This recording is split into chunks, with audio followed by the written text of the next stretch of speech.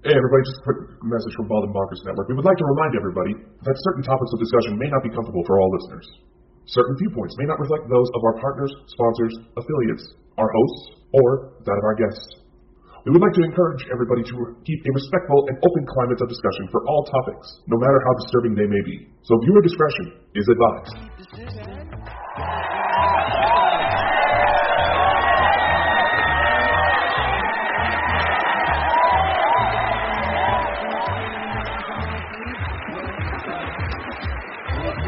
You know this world has gone insane. It is absolutely no secret. But tonight, Saturday night, you are about to experience the true measures of what that insanity can bring you. Tonight, you are about to see Bald and Bonkers, the one-of-a-kind show that delves deep into the world with no hands on. Now, meet your hosts, Dakota Franson, Specialist of the Strange, and Christopher Mule, the UFO fanatic. Now, give it up, and let's see what these two idiots can bring you.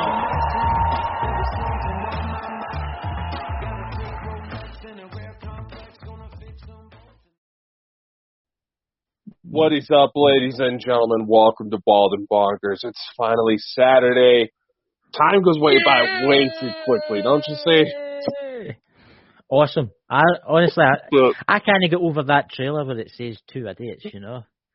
Yeah, no, that Honestly, seems I'm awful. just sitting there like, Popular. But look at the great people that's in the chat already. Ladies and gentlemen, we've got PWI, Spiritual Investigators. Sherry. How are you, Sherry? Hope all's well. We have Smith Family Paranormal Investigations. Who are they again? I don't know who they are. I'm only joking, Chad Linda. Don't come and get me. Well, maybe if they liven themselves up a little bit. My God. He said it, Chad. Oh, God. Ladies and gentlemen, we have got some amazing subjects tonight. And we've got some amazing stuff to talk about tonight. So how's your day been, Dakota? How have you been? Well, we were doing all right. Family was trying to do a bit of a yard sale today, but that ended up being kind of a bust. Yeah, did you sell anything? Was it like one car drove past? No, I only made $1. Let's just put it that way. You made $1! I made $1! What can that buy you now? What can a dollar buy you now? What can you buy with $1? Nothing, really. You know, the fucking cheap sodas that like at the grocery store I work at are 99 cents, and that doesn't even count taxes. Well, I'm choked with hay fever. It's kind of like it's summer here, and the pollen's everywhere. And, Yeah, no, I got shit going on too. But there is a couple of things. What's going on? Besides his soul to the devil, what the hell? No, that's not legit. That's terrible. You know, I'm not that horny. Well, Dakota, dance with the devil in the pale moonlight. You know? Is that all right, Jack Nicholson. What do you mean? What do you mean? You know what? You think I would actually know that version of the Joker? The Joker? My God.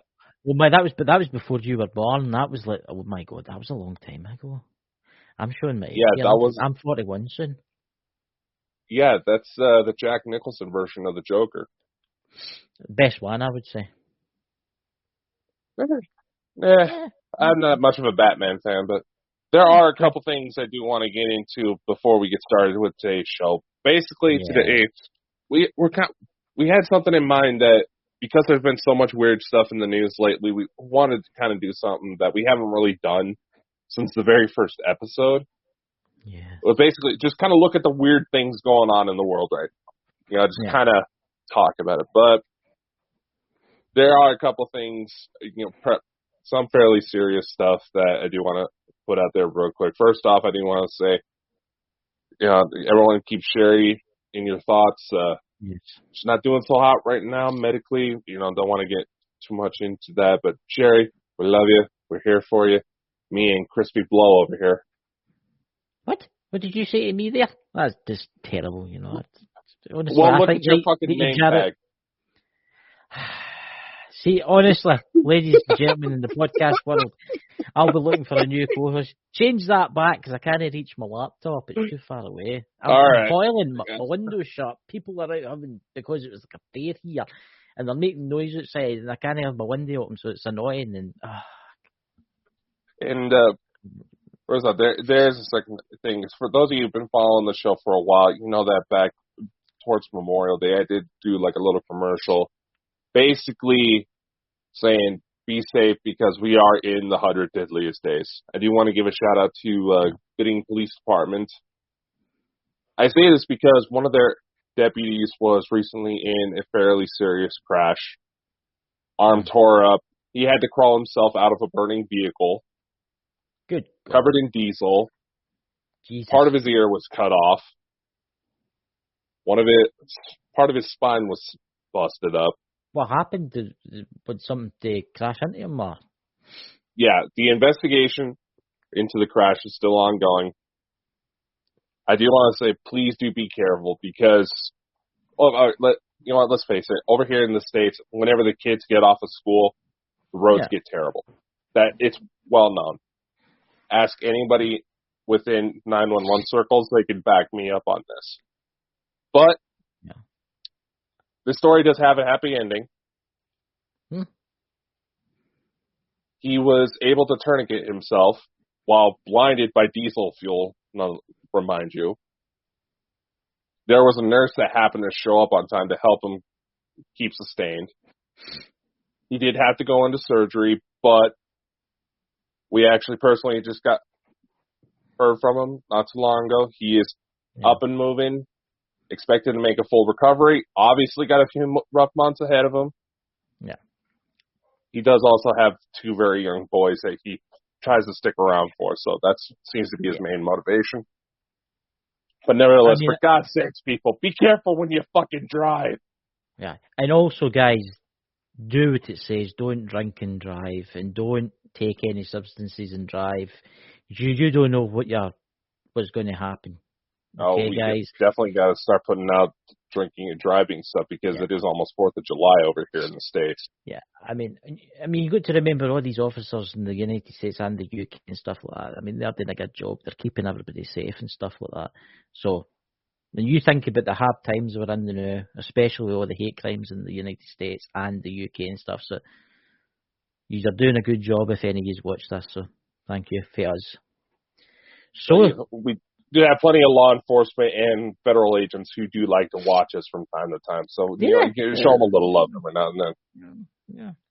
But so, anyway, Dakota, that's serious stuff. Tonight. All right, like I said, weird crap in the news. So, Chris, where do you think we should start? I honestly, I'm looking at it now, right? I'm looking at it and I've got the phone up. The Italian flat earthers that journey to the edge of the world goes wildly aware. Yeah. Jesus. Basically, all right, for those of you who follow Coast to Coast AM, you know that they do, like, in case you missed it, articles. So this is a little older. You know that we've wanted to kind of open up a discussion when it comes to flat earth theory. Try to invite some flat earthers on, but obviously because of the ridicule, they're a little gun shy about it. Even though we try to make this as open and comfortable for as many people as possible. That's why we act like total idiots half the time. Yeah. But there's certain cases where not only does the logic kind of counteract itself when it comes to flat earth theory, it goes to counteract itself so bad, people end up dead. I mean, look, I don't know if the Earth's flat or no. I've never been in space. I can't tell you that, right? Maybe, obviously, if I was up there, I could probably tell you, right? But let's face it, once that becomes available to the public, you know, which it's got to be a long time before it is available to the public, you know? But honestly, this story, guys, I mean, I read it and...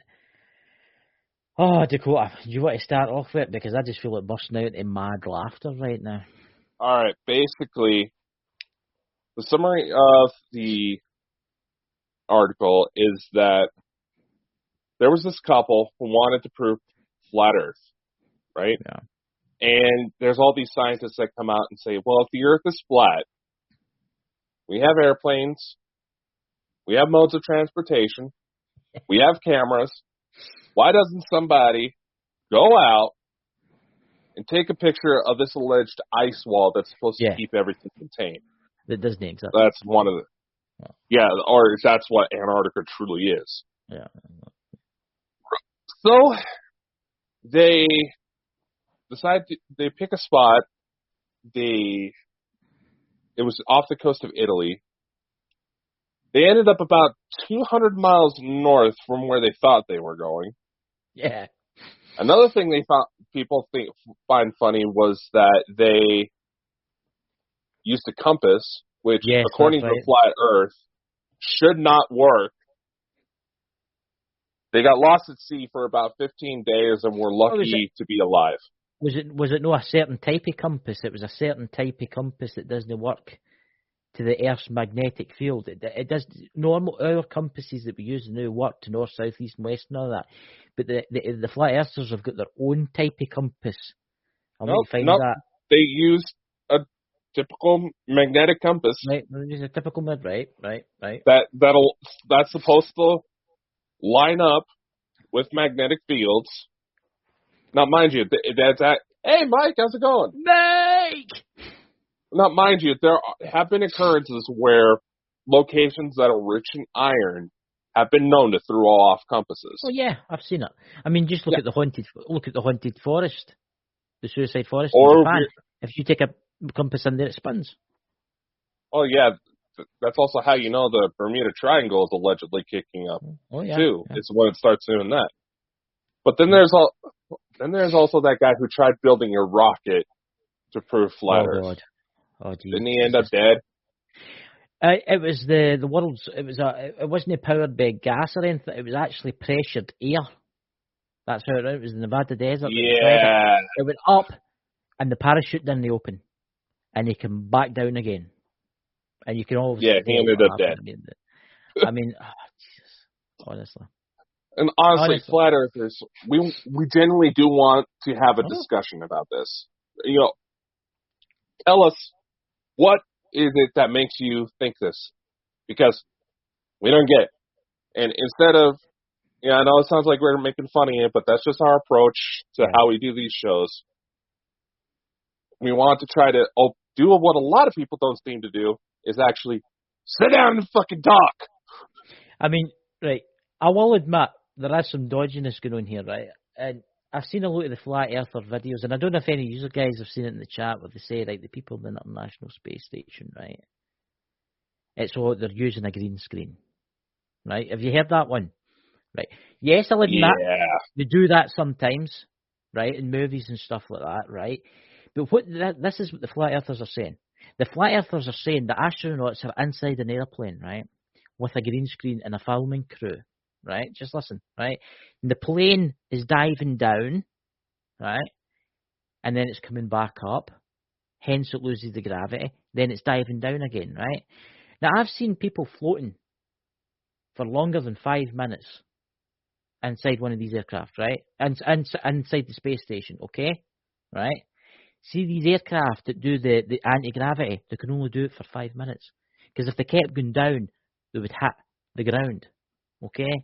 They have to go down, and it takes like maybe 20 minutes to go back up again. And it goes down, and they can only do it a certain amount of times because it's bad for the aircraft. It's stressing the wings and stuff. But it's...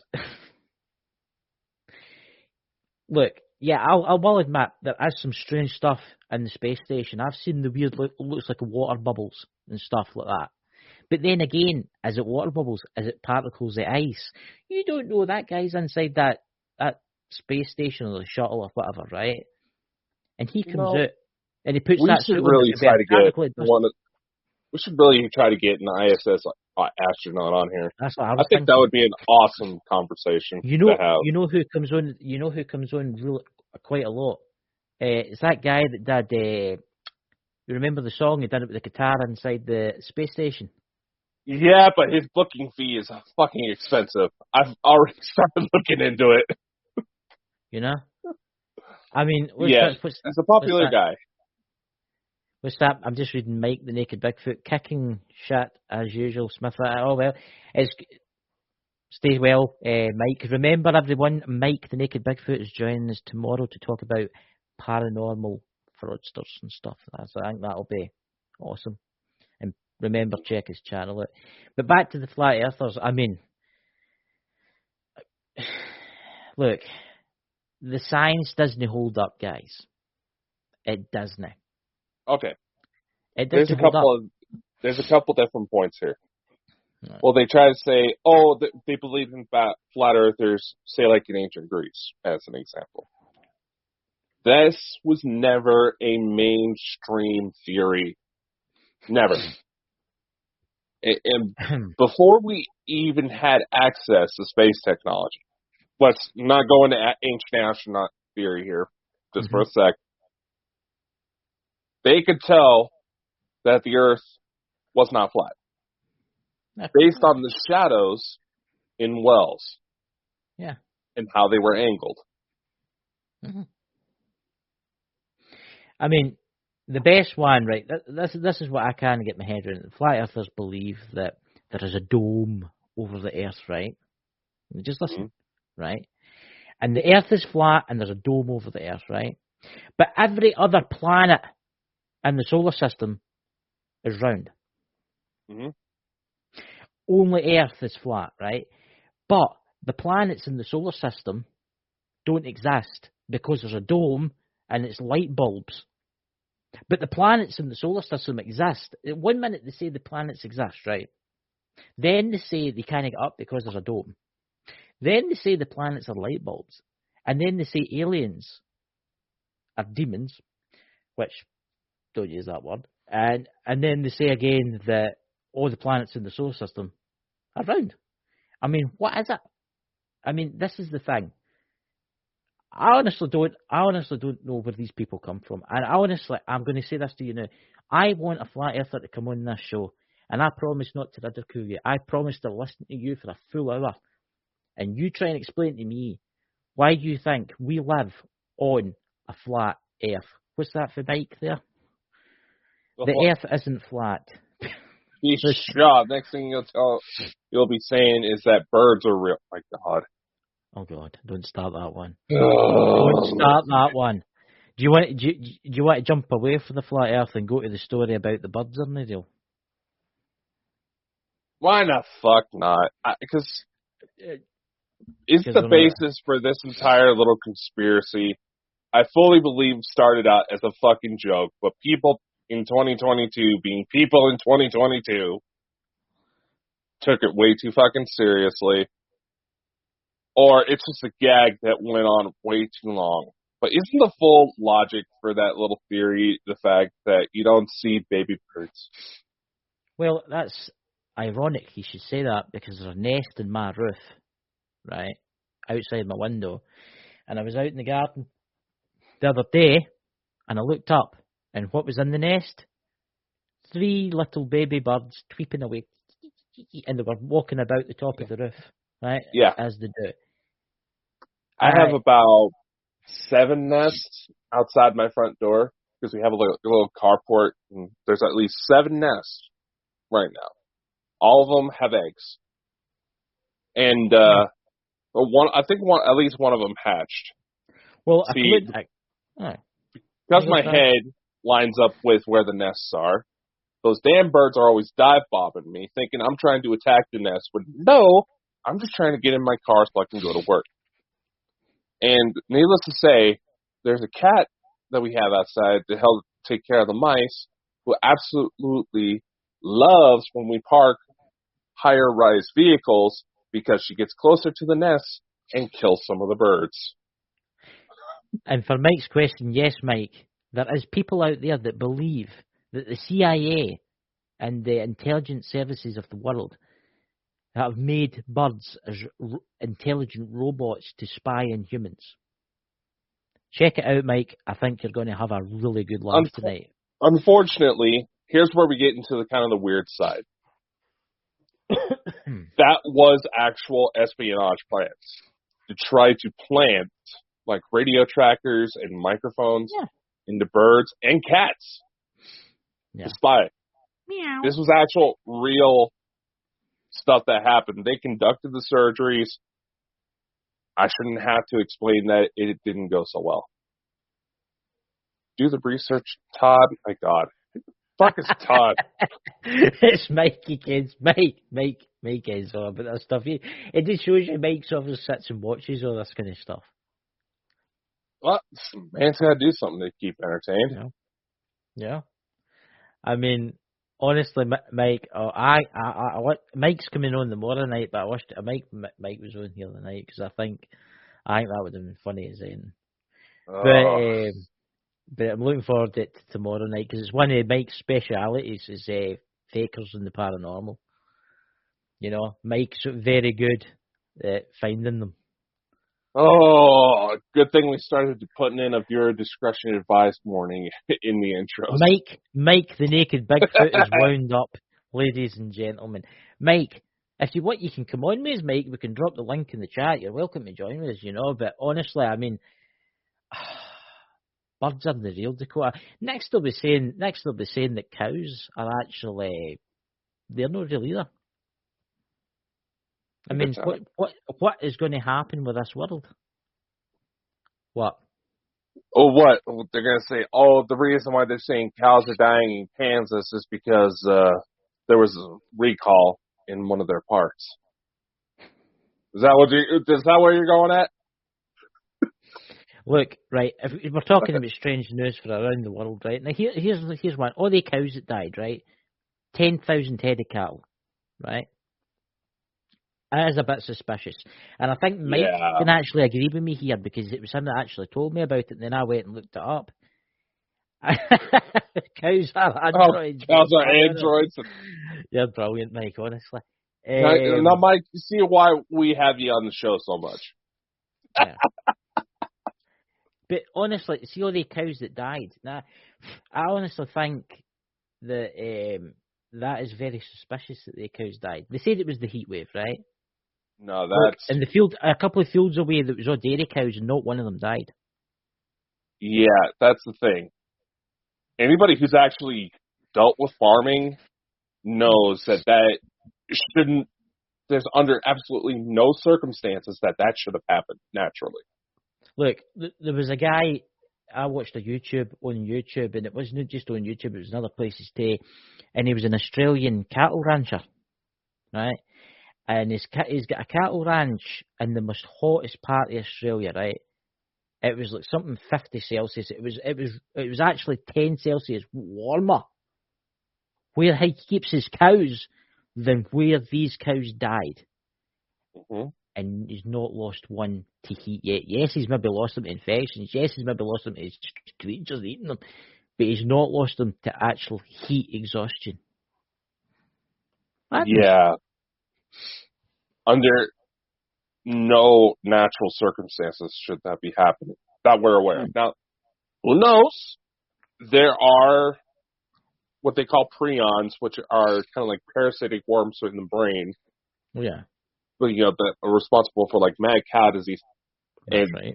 There's actually some that that mainstream science believes are a couple of mutations away from mutating into a zombie outbreak, to how we see it in the movies.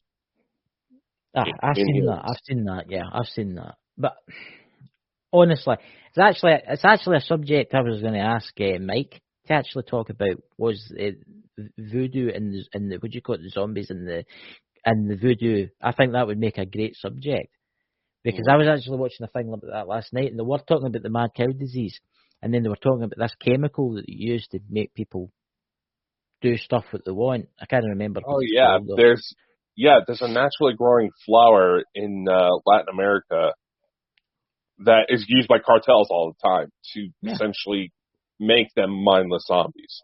Yeah. So Mike, if you're doing a video, go and do one in zombies, would you? Because Mike's videos are awesome. So yeah, there is. Mm-hmm. If you want to watch things about zombies and stuff like that in Mike's channel, go to his video Raising the Dead. That was one of the awesomest videos, Mike, that you've done. Well done. You're stroking him so much, y'all think we're dating. I know. I like to come back. Honestly, Mike has got a great channel, right? You know. Yeah. I'll give you that. Anyway, you might go and visit him in the Appalachian Mountains and stay in a tent with him up in where the Big Feet stay, you know, to see if the Big Feet will come along. You know? Well, yeah, go. He was talking about that. You can't shut him up, Mike, because he was going on about how he wants to come and visit you. Wants to come into the woods, you know. I do want to be checking it out because more towards the East Coast, Sasquatch are supposed to be more aggressive, which Mike knows all too well about. No. And Mr. Snort's Miracle Girl there.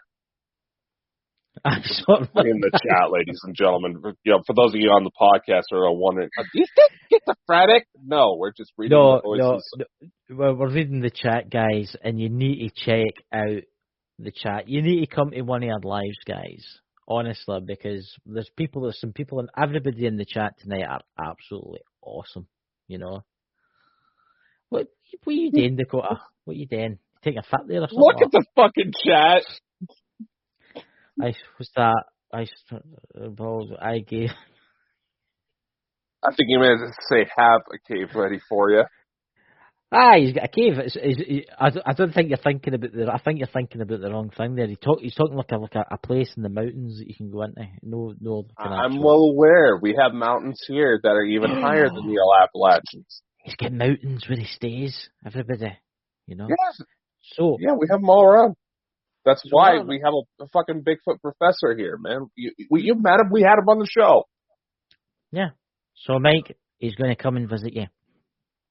And he's wanting to take you up into the mountains, and you have to show him a good time. I mean, show him the strange creatures. Ladies and gentlemen, we are going to be doing a live stream directly from Yellowstone.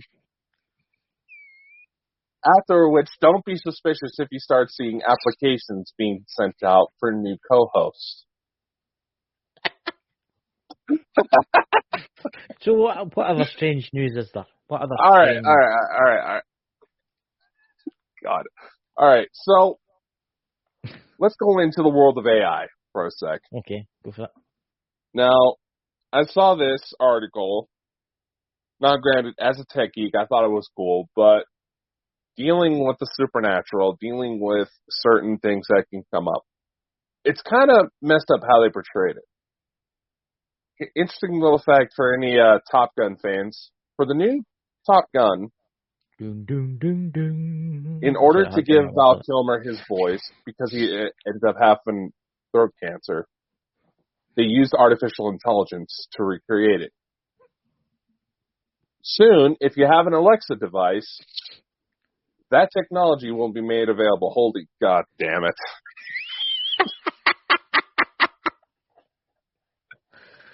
See, ladies and gentlemen, this is why you should be coming to lives, because Mike just posted a message in the chat, and we're already getting flagged for stupid shit. So. I think you should. We'll talk about that before the end of the show. But when you we got some comments. Anyway, so as I was saying, Amazon is getting ready to put out a feature where you can record about a minute full of audio of any random person. And you can have that set as your Alexa voice. Yeah. Basically, you can use the voices of the dead as your virtual assistant. So that's basically, you can have anybody that's died that you've got. Anybody in the world, at any time in history. Apparently, with this new tech they're trying to put out, all you need is to record about a minute worth of audio. Then the AI will do the rest about creating the voice. That's actually quite spooky, that. Well, yeah, there's already the weird laughter that comes out of Alexa devices. I don't use Alexa. I've got it, but I don't use it. I don't want to say the word. I have yet to see any of this weird shit on mine. You see it. I have it in the background right here. And I shouldn't have said that now because my phone's lit up. Yeah. Dirty. Look up my dirty porn stat. Wait, the mic's over here. With that Mike the Naked. Nothing terrifying will happen with that tech. Well, actually, it's actually saying that. Mike's actually got a good point. I mean, Mike did a live on Thursday, I think it was. On Friday, I can't remember. Actually, check it, and he calls Ghost in the Machine. Yeah. Well, here's the thing. There's actually something that backs that those things can be manipulated with energy. Yes. No, you can actually use laser pointers to hack into these AI bots. Really? I didn't know that. You can actually send voice recordings. There's a guy on YouTube that shows you how to hook it up. It's stuff that you can get for like $30. Right. But apparently, you can actually shine a laser at, say, like an Alexa device. Yeah. And trigger it. You can send voice commands through it. That's actually quite. So being it's that easy, who's to say that some of these ghost hunting communities, and this is why I thought it would be an interesting conversation for the show, because we already have a lot of people who are computer illiterate in this field. That could potentially cause some people to, try to use those to fake. But that's what I was just going to say. I mean, you say you could listen to his voice. They could take your voice, right? Hypothetically, they could take a snippet of your voice, copy it, and then basically set you up for a crime. Mm-hmm. I mean, who would know? I mean, there's already police departments that have tried subpoenaing Amazon to get recordings off of Alexa devices because they thought, because of how those work, they may have caught an audio log of the crime. Well, that happened with Apple. That happened with Apple. Apple too. They wanted the voice searches and stuff like that. Mike says there, I think Amazon and SmileDog are in the, what's that, what's that? Cahoots or something? Cahoots, man, Cahoots. Honestly, guys, check out his Twitter account. He's got a great picture there. You need to go and view it.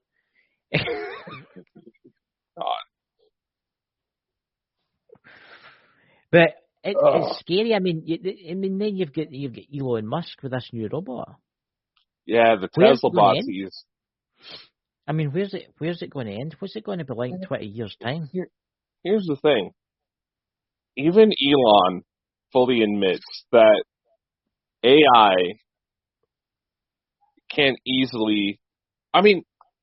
will easily start wiping out humanity if we get in the way of something it wants to do. I mean, look at what happened with that Google researcher that was just put on suspension because he said one of the more sophisticated Google chatbots has become sentient. I never heard that. Can you tell us about that? I've not heard about that. So, what was it?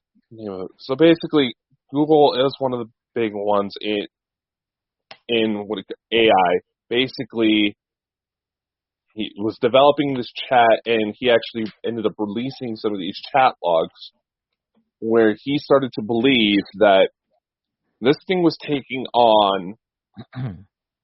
He essentially described the personality it was developing as a 7-year-old child who can understand quantum physics. See, that's scary. Was there no a case long ago where the two supercomputers started talking to each other in code? That was Facebook. Yeah. And here's the thing: obviously this claim is met with a lot of speculation. Could it be just to kind of downplay it because there was allegedly a situation in Japan where AI bots started taking control, ended up killing 18 people before they got shut down? Yeah. I think it's a very, very bad thing because they're wanting to, right, it's good for some things, right?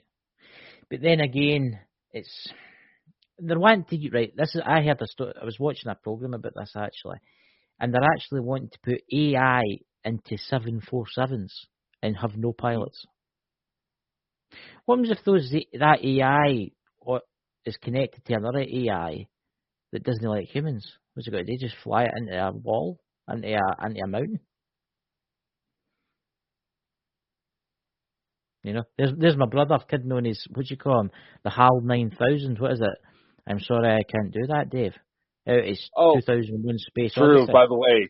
Chris was saying that you smell like a big hairy ape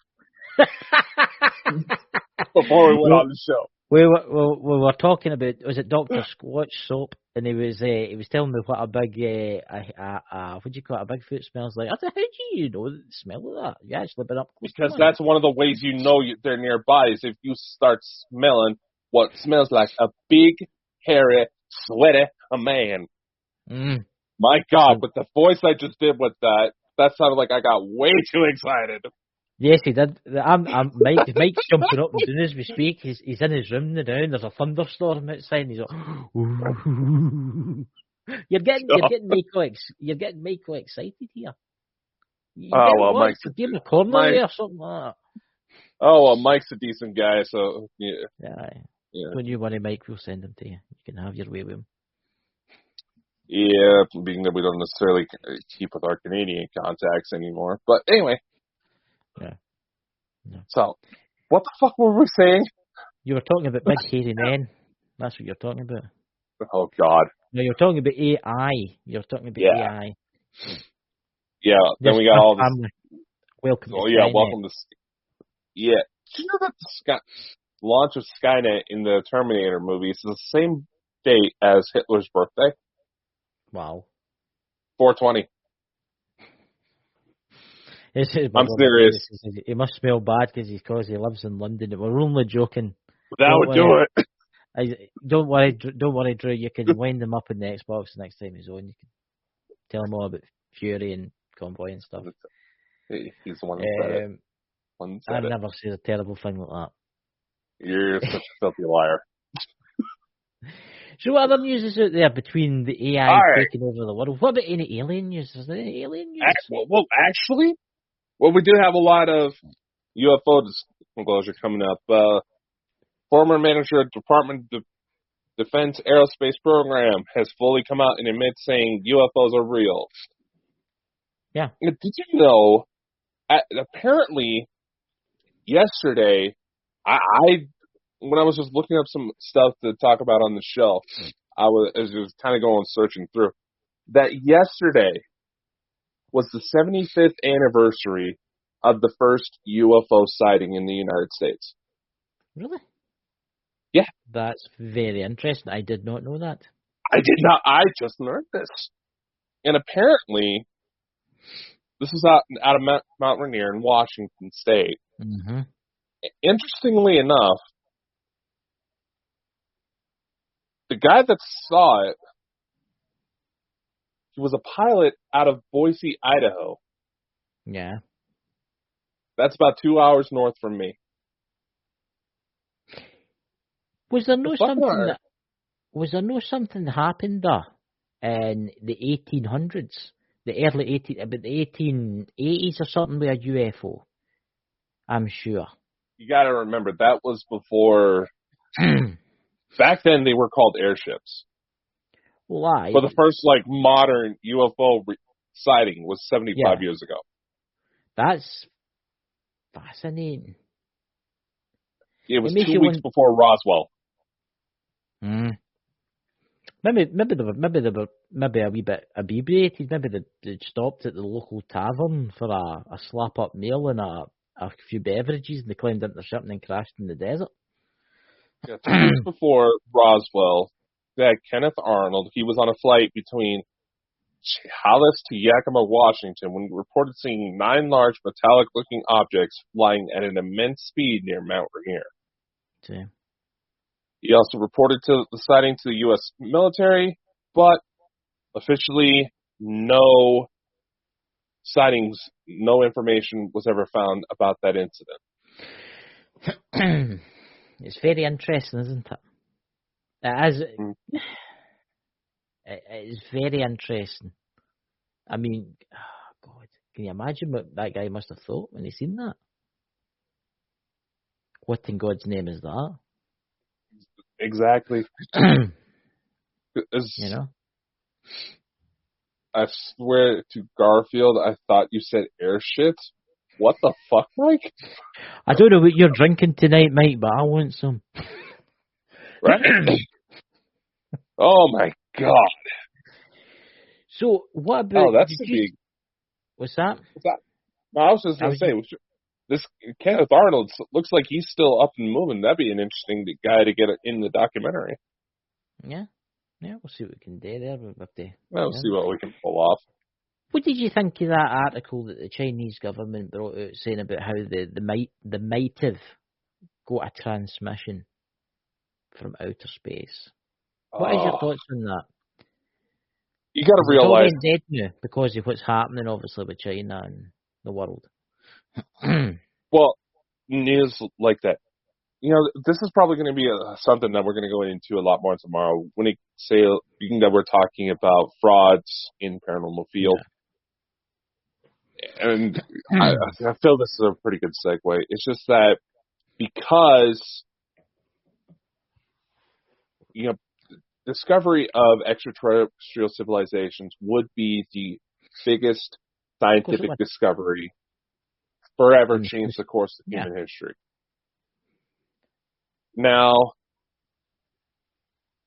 obviously with China, big competitor, their version of the SETI telescope is fucking massive. It would look, now that I think about it, it would look a lot like the Tesla satellites, but massive. So it would not be surprising that they heard something for how that worked. I mean, you think about it. You think about how people say that there's so many extraterrestrials visiting us, right? And that we're no alone in this galaxy, and we're no alone in the universe. Can you imagine all the frequencies, whatever they're using? Because they will be using some type of communication that's passing by us right now, and we just don't have the technology to listen to it. Mm-hmm. That's actually one of the big speculations, to the Fermi paradox, which, for those of you who don't know, the Fermi paradox essentially states, if we are not alone in this massive universe, just take life on Earth as an example. We have such a variety of life that lives in a number of different environments. If we're not alone in the universe, and this universe is supposed to be teeming with life, where the hell is everyone? That's the Fermi paradox. Now, a lot of the theories is that we are still in a caveman-like state, technology-wise, compared to them. Well, we are, so who knows that they may have figured out something to combat the universe expanding. You think about it, right? Let's go down the Star Trek line here, right? What happens if we, like other worlds in this universe, right, are backwards? We're considered backwards. We've not got the technology advancements, right? That's quite good. China can hear us. That's actually a really good remark. Way in the Andromeda galaxy, right?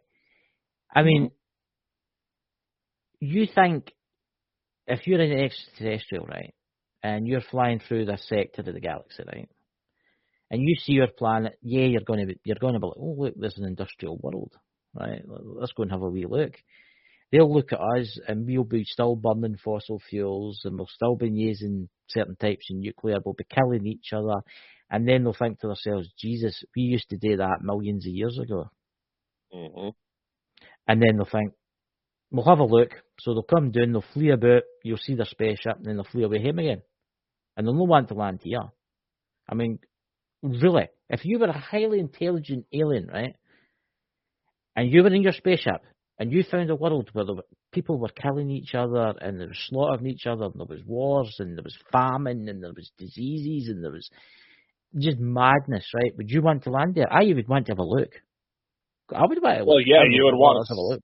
You would probably want to study it. Yeah, I'd want to study it. But it off. I would not want to set foot on that world until they were at the same kind of development state as I was, because they would probably shoot me or dissect me.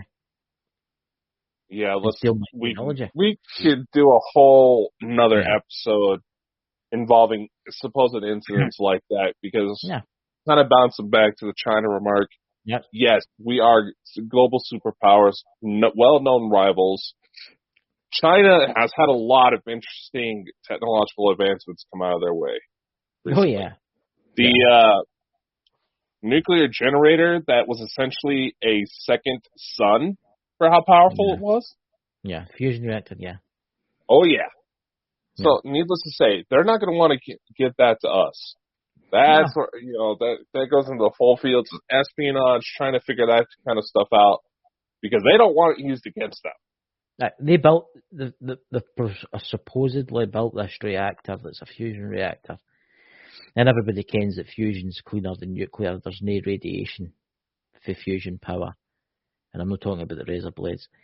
And basically, one fusion reactor, it's obviously hotter inside it than the surface of the sun, and it can produce more electricity than 5 nuclear power plants.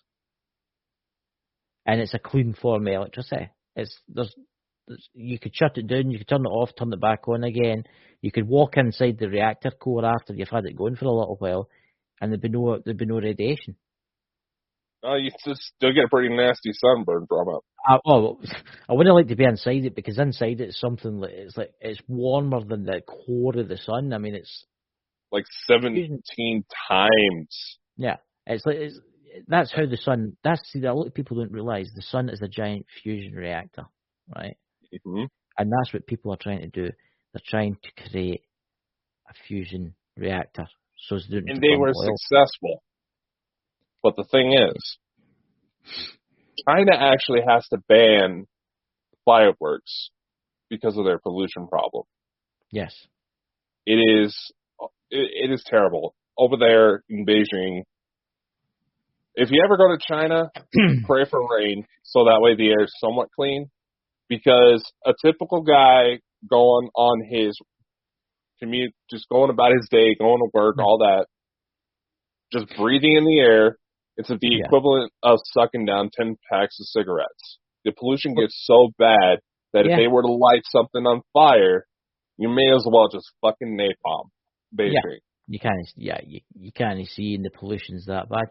What's happening on the 5th of July? No, the 6th, the 5th. Something very special, Dakota, come on. So the it's 5th, to do with the Hadron Collider. On the 5th of July is going to be powered they're up. turning it on. And they're going to be activating it's going to be the most powerfulest they've ever used it at. What could go possibly wrong? The Mandela effect. Makes you wonder. You'll wake up with a full head of hair. I would love to get my Pleiadian locks back. You don't know. So, Dakota, what news do we have? What's the show tomorrow then? Because have you any more announcements you would like to make? Because we've got about, 15, 20 minutes left. There was kind of one remark that, just kind of add on to the China picking up signals from space. Here's the thing, though, a lot of people don't realize. When it comes, like the James Webb Telescope, it is more equipped to look into infrared frequencies. Why is that special? Yeah. Because with the expansion of the universe, the most distant galaxies right now glow red. Yeah. They look red to us because of how light shifting away and they're moving away. So the James Webb Telescope is going to try to combat that with adding a broader spectrum to it. Why do I bring this up? Let's take the Pleiades as an example. It's supposed to be one of the closest civilizations, most like humans. They're supposed to be essentially our galactic cousins. Yeah. At about 400 light years away, if they had, just a typical telescope, I was like, oh, what are those little Earth weirdos doing? Yeah. They would see us in the 1600s. Yeah. Without any need for technology. That is, so if the level of technology that they're saying behind these craft that officially come through space and time reach such a specific effect, our technology is not equipped to pick up those types of signals. It can't, because it doesn't know where to fucking look. Yeah, I mean, I'm just saying in the chat, we're live for a wee bit longer yet. We're no leaving just yet. Right. this is what I find very interesting. You talk about the signals, right? What happens if some of these signals aren't actually alien signals? What happens if they're actually just signals from Earth? That's actually been known to happen. Yeah, the signals are going out now. If you get in a spaceship now and you went to the very edge of our solar system, right, you could probably pick up transmissions Hitler, or you could pick up transmissions for the 1920s, the 1930s. How do we not know that we've maybe sent secret spaceships, right? Maybe we've sent secret satellites up there that we do not know about, right? And it's sending back maybe a frequency, or we're beaming frequency to that, and that light is long gone. And the Chinese don't know about this. And they're picking that up, thinking, oh, this is man-made, and it's a strange, it's numbers, and it means certain coordinates, and it means this, and it means that. But in actual fact, it's just an old satellite, or it's an old transmission. There's actually been incidents where we believe that any signals we picked up that may have looked man-made were just reflections off of other things. So possibly. Yeah. And Mike actually asking a question. Yeah, that's what I was going to say. Yeah. Oh. I was just going to lead into it. When it comes to like dark matter, they believe that may actually be regular matter bleeding through into this universe. Yeah. So while I did say that, yes, technically our equipment can't pick up these signals because the way how they travel, we don't have that capability to look in those directions. Who's to say that some of the stuff we do pick up on is stuff that leaks out? Yeah. Who's to say, like, let's take EVPs as an example. Ghosts are supposed to exist in higher dimensional planes, which means anything that would be like the size of this cup to us would essentially be the equivalent of the Atlantic Ocean, as an example. They could be screaming at the top of their lungs saying, yeah, all we would hear is, yeah, as an example. But here's an interesting, what happens if it's right, here's a scenario about ghost hunting and stuff like that. You're walking through a Victorian house, right, doing a ghost investigation, right? It's creepy as in, or dusty, falling apart, right? You see a figure walk through the room, right? What happens if that isn't a time slip? What happens if it isn't actually a spirit? What happens if it's just a time slip in the fabric of time and space? What happens to them? They're still in the 1700s walking through that house, going to their bed or whatever, and they look up and they see a strange light, and it disappears. That's you and your torch. To them, they think they see a ghost, right? But it's actually you. But to you, you think they're a ghost, but it's vice versa. What happens if some of this is just slips in time? Because let's face it, there's been reports that could you come back and haunt yourself? Actually, there are reports to suggest all of this may be a possibility. There's individuals who have had near-death experiences who later would have people frantically trying to get a hold of them because they happen to be in the location of said near-death experience. Thought they saw their ghost. Yeah. There's actually been reported cases of this. Obviously difficult to test. The individuals in question, a little bit shady, but in the event, it does lend some credence. There's also been reports of, say, grandma sitting in a rocking chair. She sees like 3 shadows walk into the room, freaks out. The shadows look like they see her, freak out. They leave the room.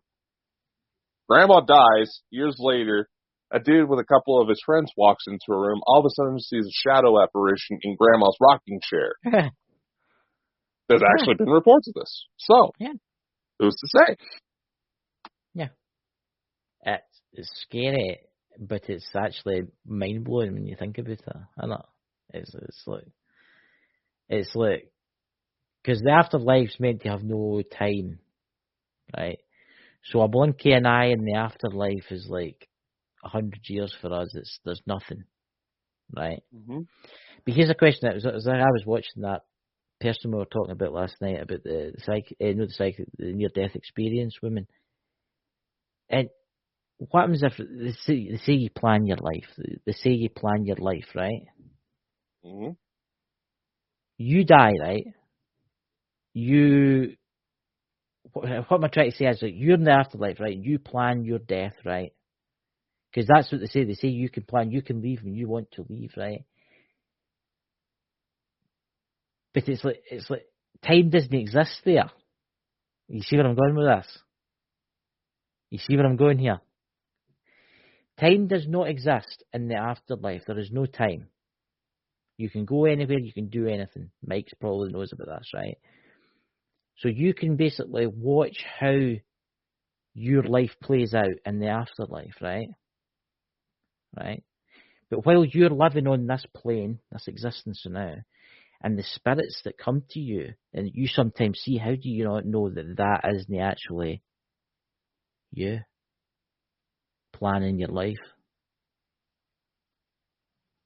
Think about it. Because when you die, you go back and you live through the life review and such and such and such. But it's like the human mind can't comprehend. What's your thoughts on that, Dakota? Because again, you're more. How do I put this? The whole no time in the afterlife. I have a problem with that statement because people assume time is a string, as an example. It starts at one end, ends at one point. Yeah. It's a lot more fluid in nature. It's essentially moves like water. Anything that moves around can affect the flow of time, things like that. When you go into higher dimensions where some of these spirits allegedly reside, there's more room for that to walk. Hence, they can move through any point in time and start moving into other potential realities even. Yeah. That's where a lot of that comes from. But you do have a point. In that, who's to say that some of these things we're running into aren't essentially ourselves taking a peek, say life review as an example. Or maybe it's our previous reincarnation getting a sneak peek at what's to come. Right, say you plan your life. You plan your life, right? You're going to, I'm going to be this, I'm going to be that, and I'm going to fall into that river. But somebody, some secret force is going to pull me out of that river, right? What happens if it's you that pulls yourself out of the river? Or what happens if it's a secret? The guardian angel that's behind you right now, or behind everybody, because everybody's got and I'm using the angel word there, Mike. Right? I know he'll be burning with steam coming out his ears and everything. Or the spirit guide. I'll just say spirit guide there. Could you, in theory, be your own spirit guide? Here's where that comes into play. When it comes to a lot of these concepts, at the end of the day, you have to remember there's a concept known as soul fragmentation. Yes. Lisa talked about it quite a few times. Right. You want to talk about what's like the population of life in a known universe. Mm-hmm. Let's go this route. It's you. Every instance, every individual, no matter where in the world they may be from, what planet they may be from, the very essence is all one being. Yeah. Observing itself, observing different instances of what is possible within that set reality. So technically, spirit guides, guardian angels, whatever terms you want to use, they're you. Yeah.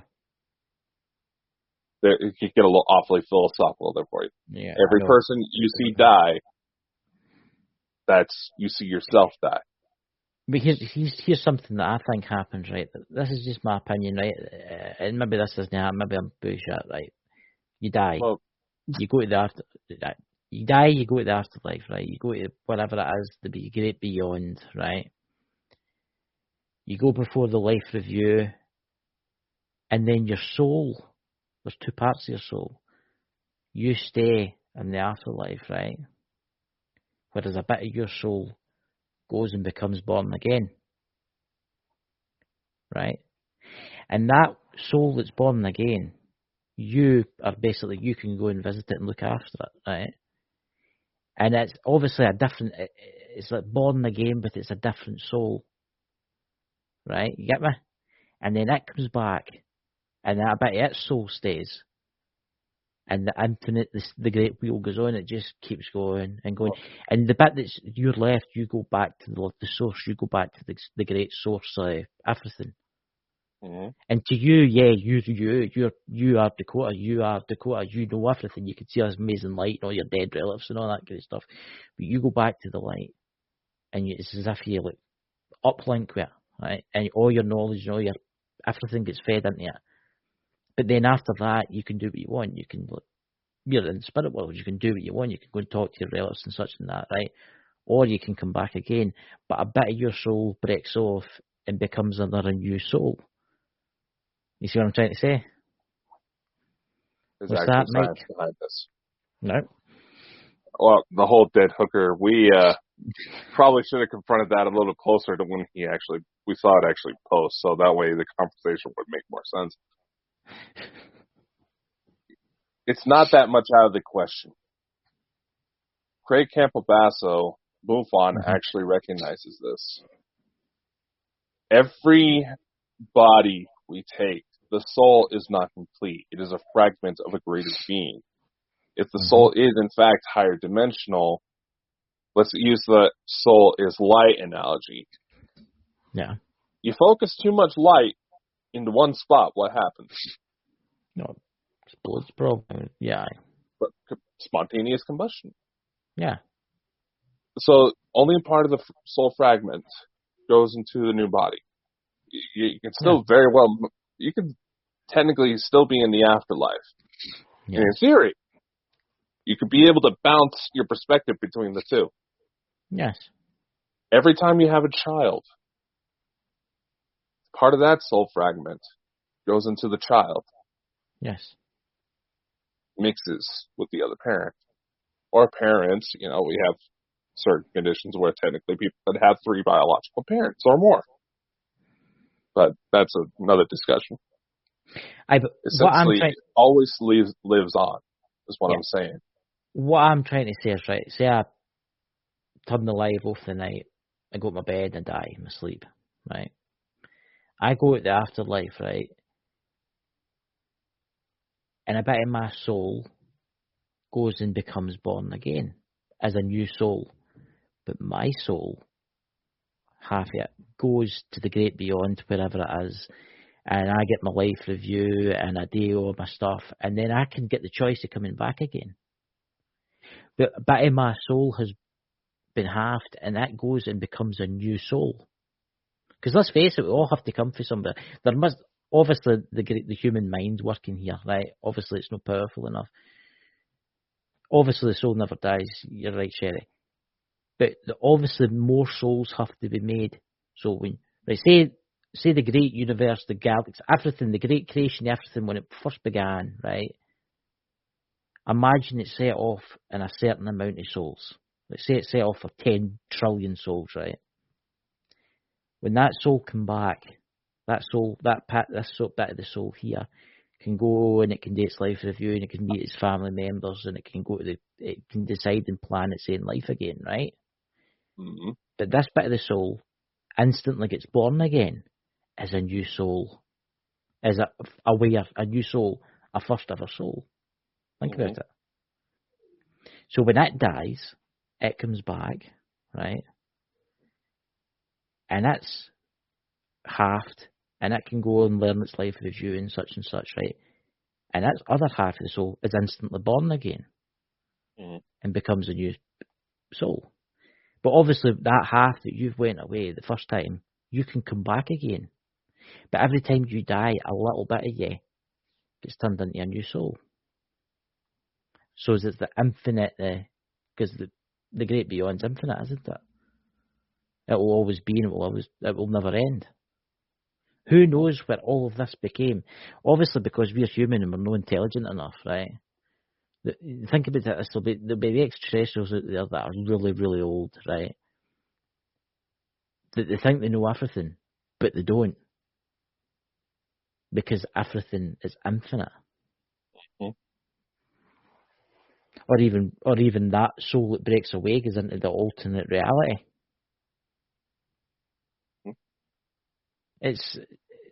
You'll not know until it's your time. Actually, you'll not know until it's your time, and that's the honest truth. You'll not know, unless, of course. So, Dakota, do we have any more news? Well, I guess we are starting to get a little bit over in time, and I am supposed to be meeting with a client shortly after this. Ooh. Fuck off. All right. How much is Mike paying you? Oh, sweet Jesus. I'm sorry, Mike. Don't do any magic on me. Do it on him. Do it on him. Practice your aim. Hit Scotland. Anyway.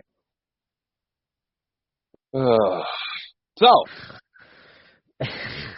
there are a lot of things coming up for the company. Obviously, next week, this guy is going to have his own little wet dream come true when we have Dave Schrader on for next Saturday.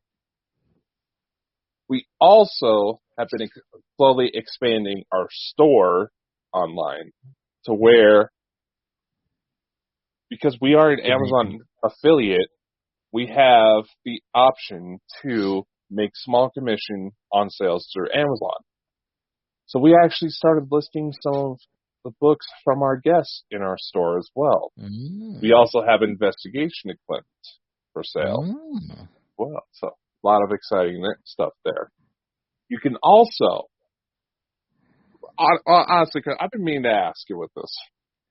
The whole TV network, the TV network thing. What do you think of that? I think it's great. I honestly think it's great. The TV network's absolutely brilliant. It's one of the best ideas I think you've ever had. Oh, I thank you. And you gotta remember, technically, I am the big boss of the company, so I'm just here for the accent and the handsomeness. You know? And yes, Sherry, there are cameras on there as well. I was just adding some thermal ones to the store just before we went live. There's Mike the Naked Bigfoot. I would give him my left testicle. Oh my! Well, Mike, make sure you tune in next week. If you tune in next week, Mike, I'll give you a shout out when Mike's in the room, and I'll get him to say hi, Mike. Oh, I can already imagine that's going to be a fun show. Anyway, now, when you go, you're saying TV show, I think it's brilliant. All right.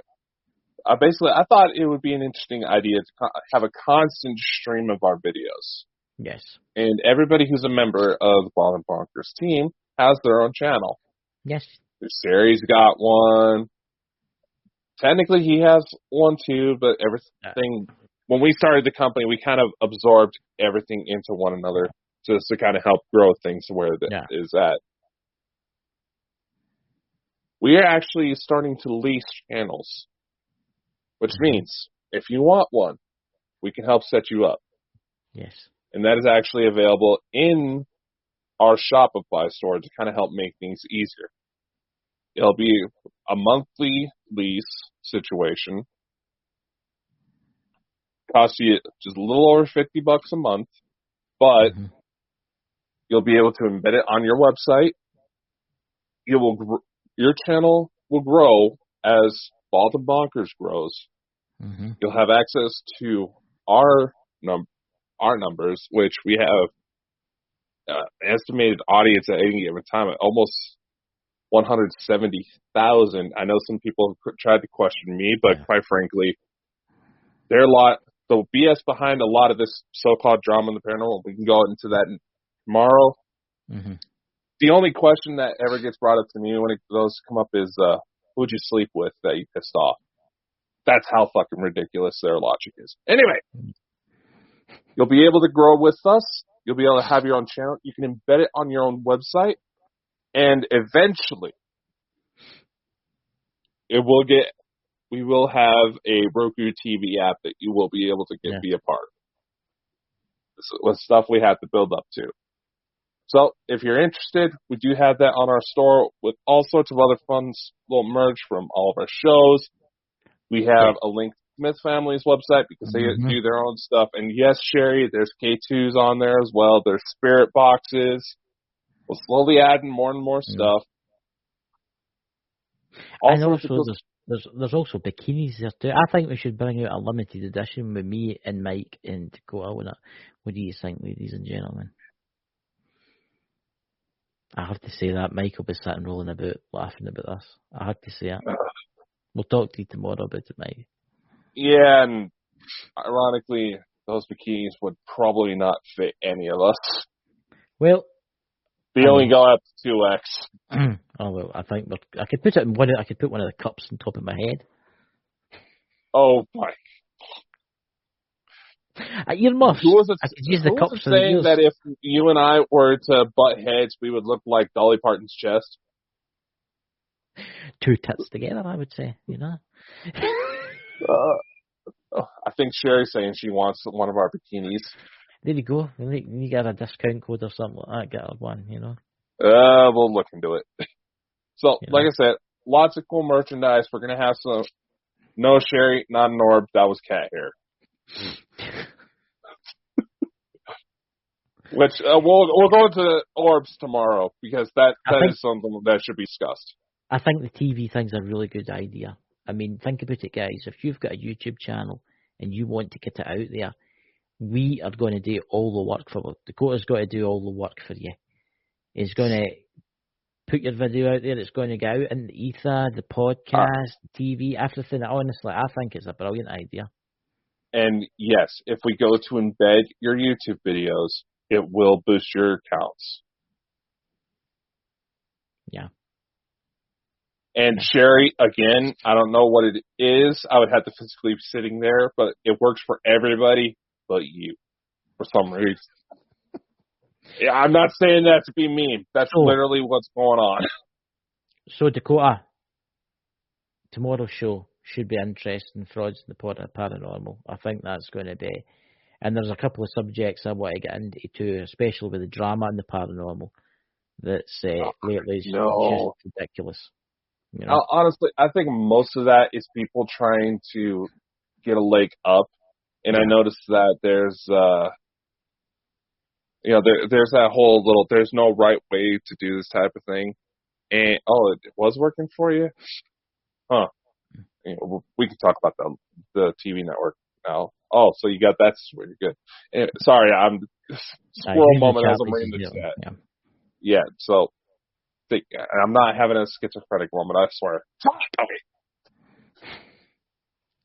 Yeah. Anyway, so we are also going to be looking into establishing a radio networks for itself. For those of you who do have a physical audio podcast, you would be able to synchronize with it as well. Yes, it does kind of help our numbers, but it will also direct stuff to you, which I do want to say. Our lovely Smith family has recently joined Anchor, which allows them to share their stuff onto Spotify as well.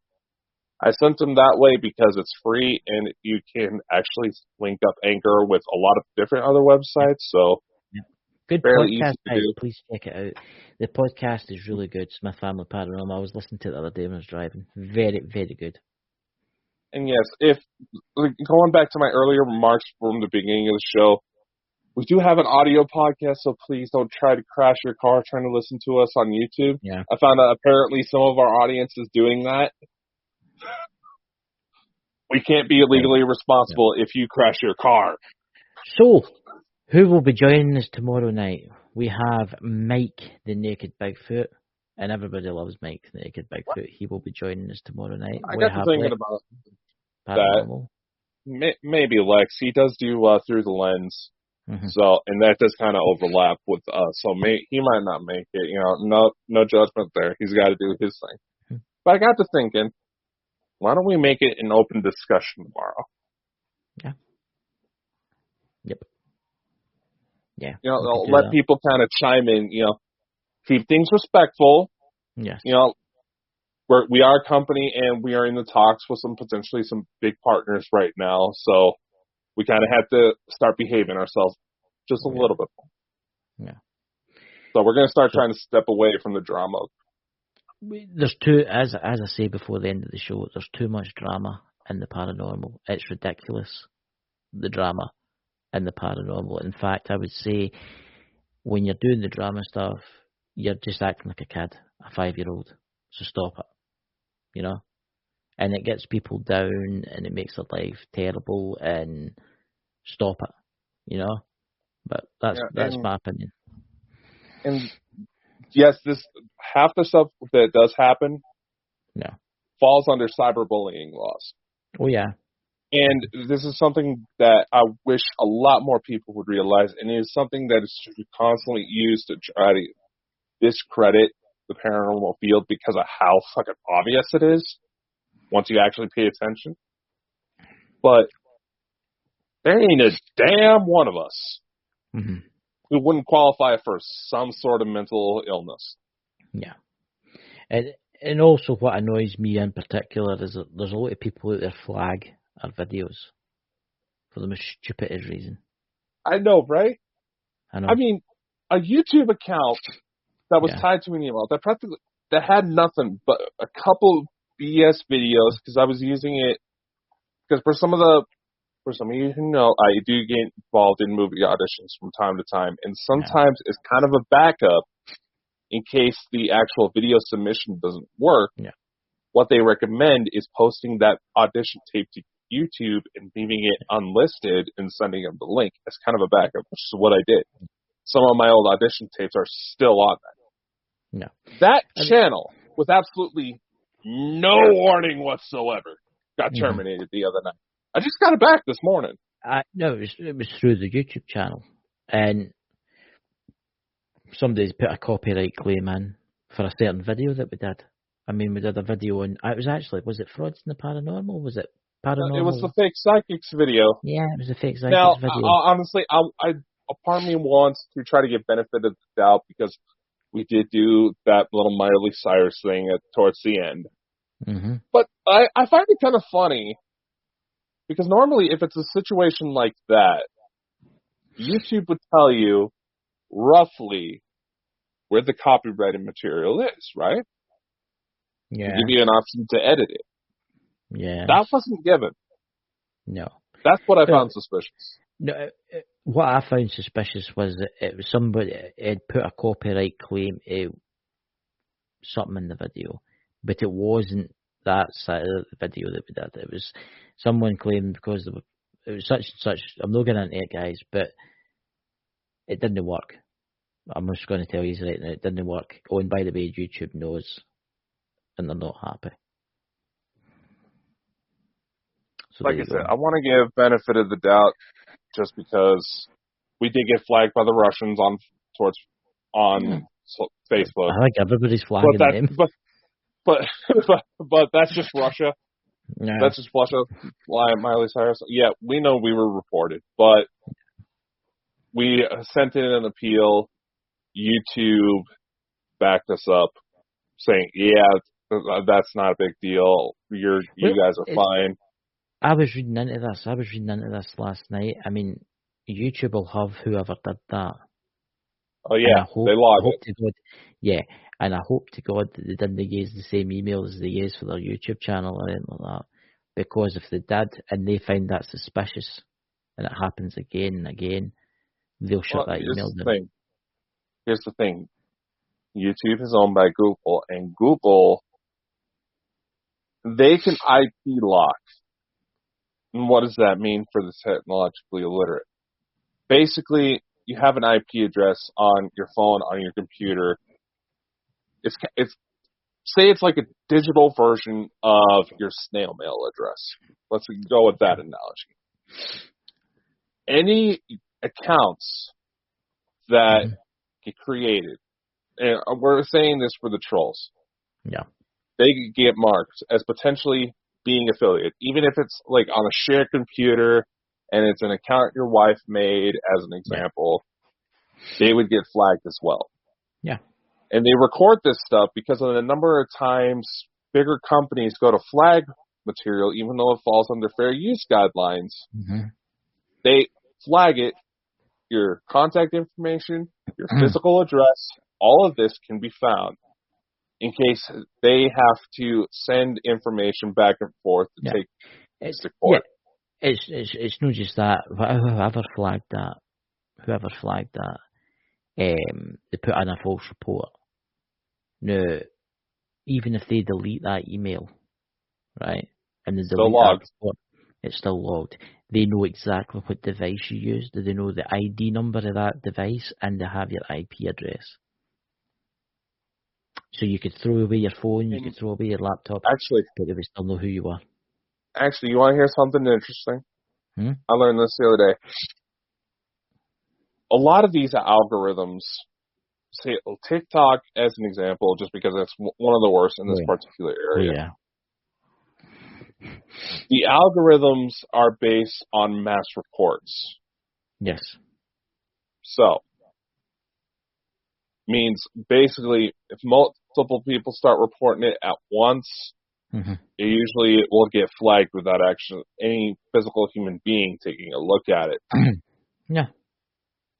You can technically subpoena the records of every single person who filed that false report and sue. Oh, yeah. Yeah. This is true. Yeah. Now, granted, for legal reasons, I would recommend speaking to an actual lawyer, which we do have on standby because this is an official company. Yeah. For situations pertaining to your particular case. Yeah. Now, I'm just saying that. Yes. And by the way, we are trained investigators. We know how to find that stuff.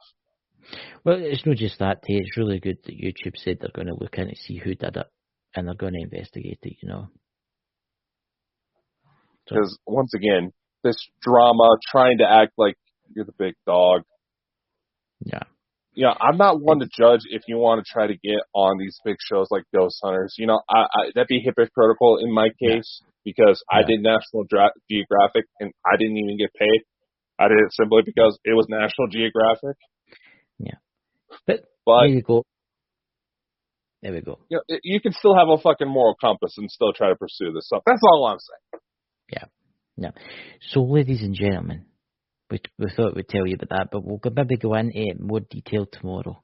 And because I think it'll be very interesting, some of the subjects are going to come up. So, ladies and gentlemen, have a great Saturday night, and we'll see you all tomorrow, and I'm sure it'll be an awesome show. Take care, and have a brilliant night, guys. And Sherry, get better soon. Yes, Sherry. Much love. Focus on getting yourself better before you worry about us, okay? Don't worry about Lost Magics. It's there waiting for you. Catch you later, Sherry. See. Bye. All right. Come on. Yeah.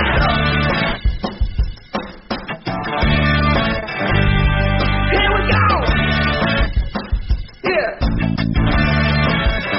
A demonstration. Come on.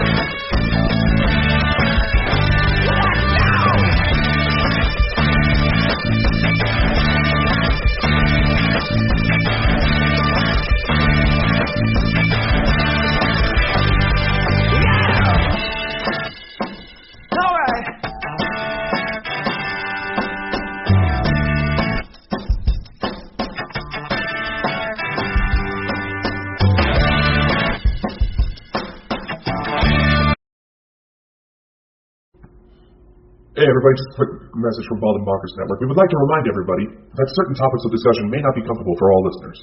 Certain viewpoints may not reflect those of our partners, sponsors, affiliates, our hosts, or that of our guests. We would like to encourage everybody to keep a respectful and open climate of discussion for all topics, no matter how disturbing they may be. So viewer discretion is advised.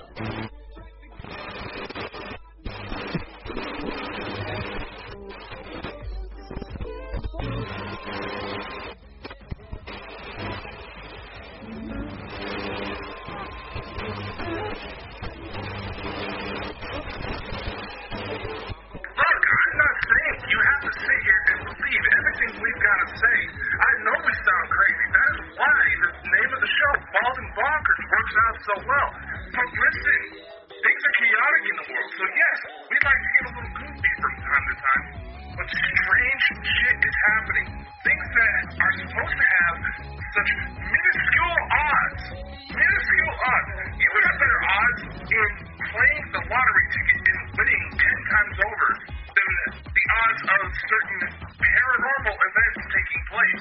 Yet these things are happening, and they are happening more.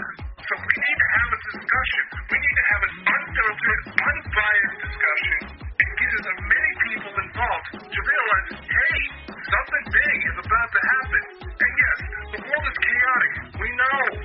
Again, that's why we act like total idiots. That's why we aren't afraid to show our true colors. But at the end of the day, you can't argue that perhaps we are on the verge of some of the greatest discoveries mankind has ever experienced. And that is why we bring you the Bald and Bonkers Show. Baby, you can get on my boat and make it rock, yeah. I've just realised my phone was on. I wondered, I thought to myself, where's that strange music coming? Well, ladies and gentlemen. That was too funny. I know. Ladies and gentlemen, we, as you can see by the title tonight, we're going to be talking about frauds in the paranormal. And we thought we'd invite a couple of people on. Lex Paranormal has got to be joining us. He probably will join soon. And we've also got our good friend Mike, the Naked Bigfoot. So how are you, Mike? Are you looking forward to tonight? I really, really am. And I'm glad you put that viewer discretion is advised shit on there, because this is a topic that really grinds my gears. Oh yeah. Well, can something, Mike? You can speak your mind. You can speak your mind tonight. You can tell the world what you think of people. And you wonder why Lex isn't showing up. If he doesn't want to come, we have got Mike, the man himself. They don't want the naked Bigfoot stain on them. Yeah, I don't care, honestly, but Mike is awesome, so that's what I think, Dakota, how are you? You're sitting there all kind of like... Oh no, I was looking at Mike's face while the intro was playing. What did you think, Mike? Dude, I love the intro, but what was with the dude with the panda head on? That was fucking nightmare fuel. the panda head guy. It was supposed to be like goofy idiot, Yeah, no, that was like fucking Bunny Man type stuff. Can I ask you something here, Dakota? What was that with the kind of monster coming out the lake? It was like the Loch Ness monster with the two heads. Yeah, that was supposed to. I think the stock footage was labeled like Hydra coming out of the water in Greece. So, it was just trying to encompass the paranormal still, but keep it to the same talk show-esque theme we were wanting to do with this. So, without further ado, how do you want to start tonight? Frauds in the paranormal. What fraud? What biggest fraud out there can you think of? And I'm going to let Mike go first. Are you asking me that question? Yes, I am, Mike. Well, who do you think? Okay. Again, ladies and gentlemen, viewer discretion is advised. Go for it. People who know me and know of my show and know of my appearances know that I have one person who, okay, I'm just going to fucking say it. Zach Bagans is the biggest fucking fraud on the face of the planet. It has caused the most damage to the paranormal and parapsychological field than any one human being on the face of the planet. I'm getting this out of my system. It's pouring out of me now. And just recently, he tried to have another talk about his Dybbuk box that he bought and that he opened, and he got affected again by dark forces from this evil box.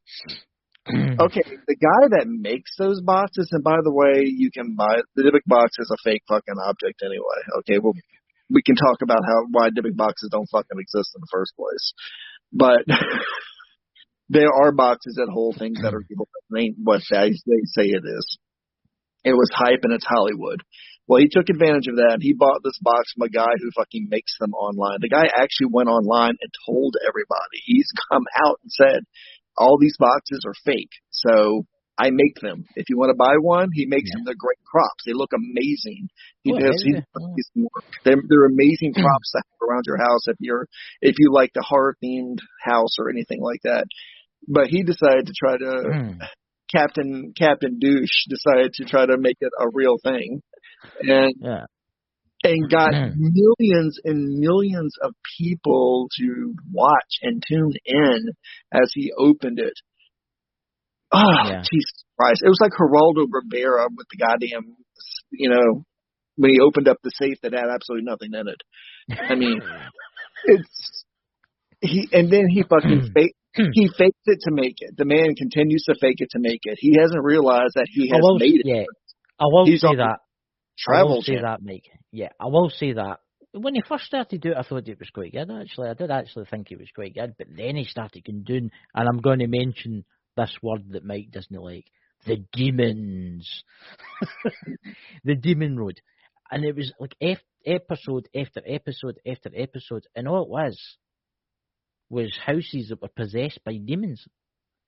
Yeah, and see, the first clue now, if you want to know that somebody's full of shit and they're faking it, and they're doing it to get their own Travel Channel or Discovery Plus channel show, is when everything's a fucking demon. Suddenly everything's a fucking demon. Yeah. Or a poltergeist. That's the other big thing now. A poltergeist or a demon.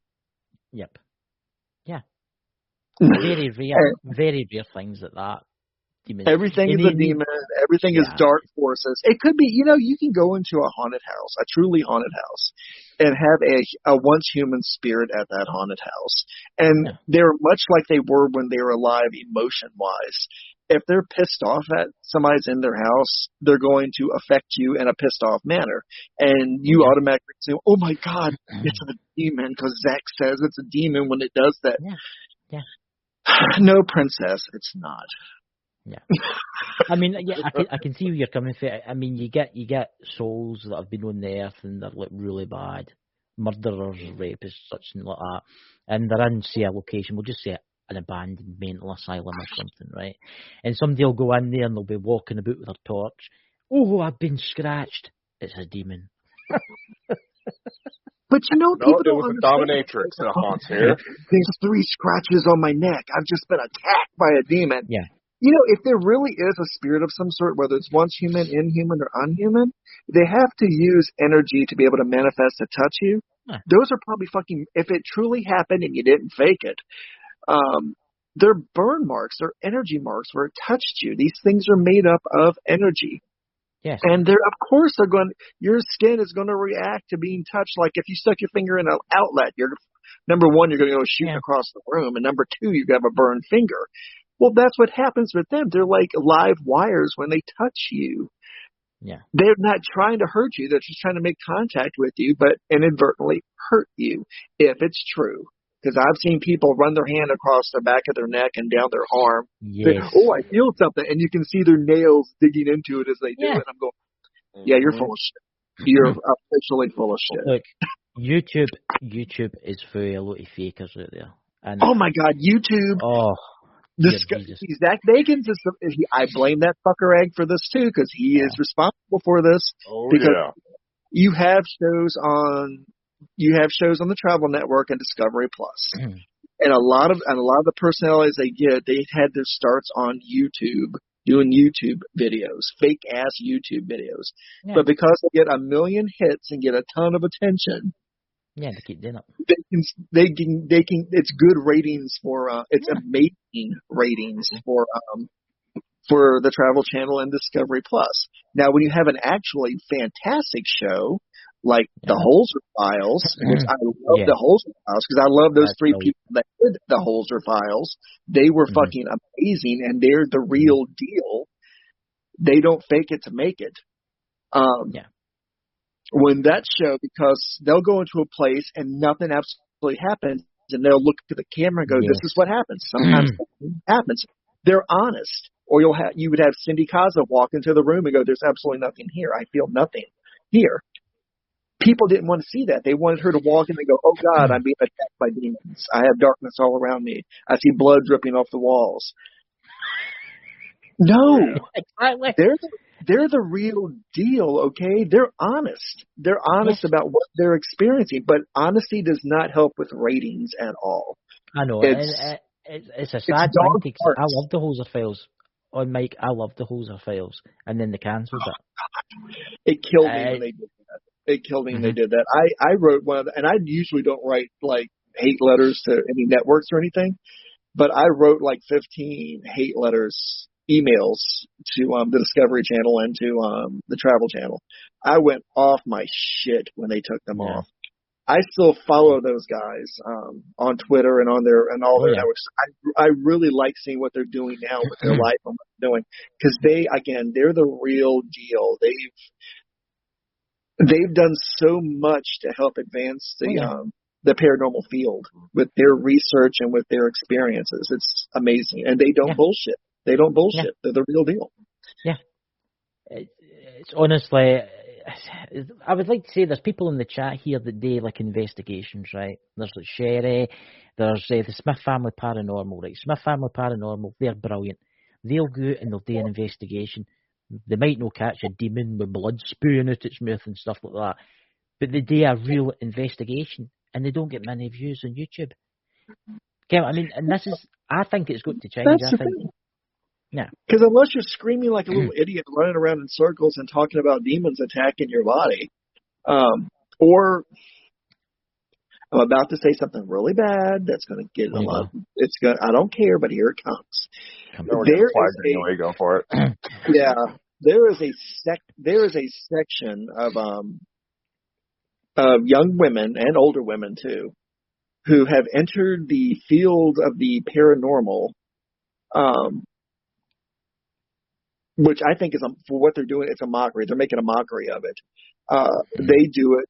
These young ladies and these women, they do it. I call them paranormal hoes because they sell themselves by making themselves look like a really cheap whore, and they're supposed to be paranormal investigators. But all you see when you watch their channel is an overly made up face, really badly dyed hair, and giant floppy tits coming out of a shirt that's too small. And they're making an absolute they're making an absolute mockery of paranormal investigations. Yeah. Because they want to show their tits and ass. And they figure they can get all. They can get all. They can be the. Of course, they're going to get fucking views. It's tits and ass. Aye, so there's men tuning into that. No, to watch the paranormal, they watch them. That's the thing. Then they defend them. They'll go, "Oh no, don't hate me because I'm a woman and I'm in a field dominated by men." No, you're flashing you're flashing your titties and your lipoed lips.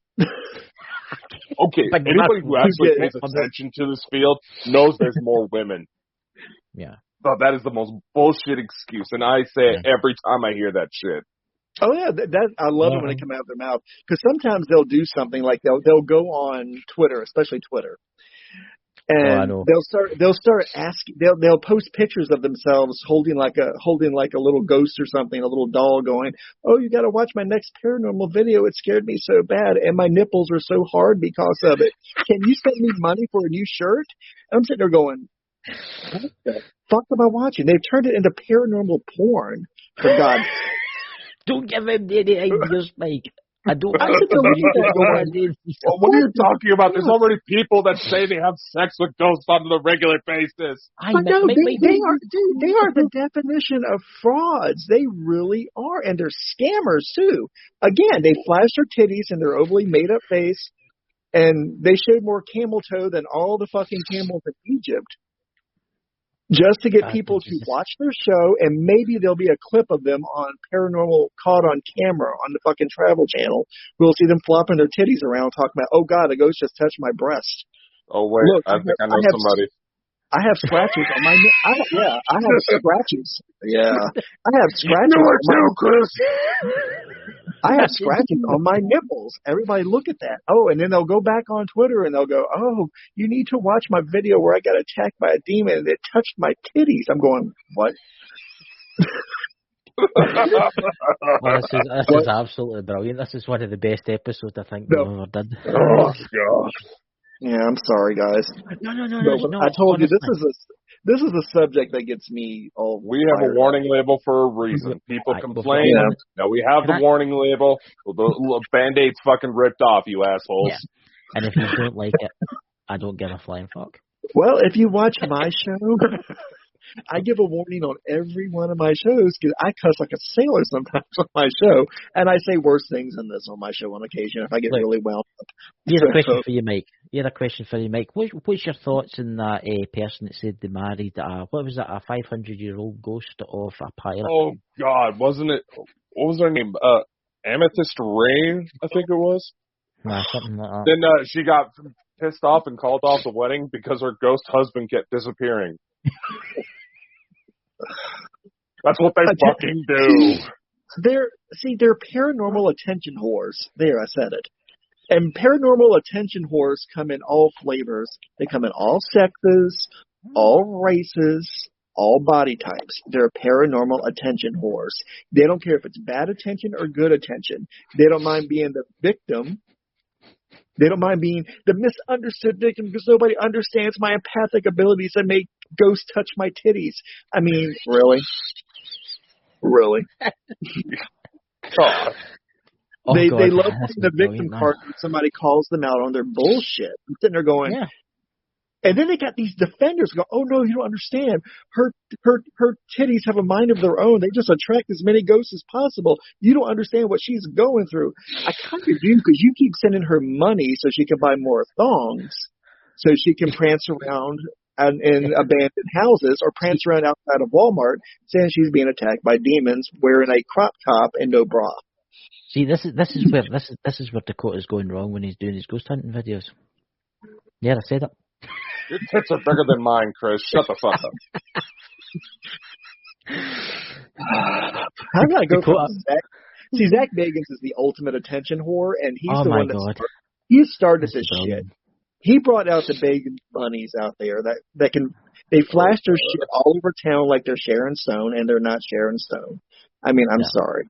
The Bat Cave is empty. Close your legs. Close your legs. Trash box. Close your legs. Nobody wants to watch you being touched by ghosts, okay?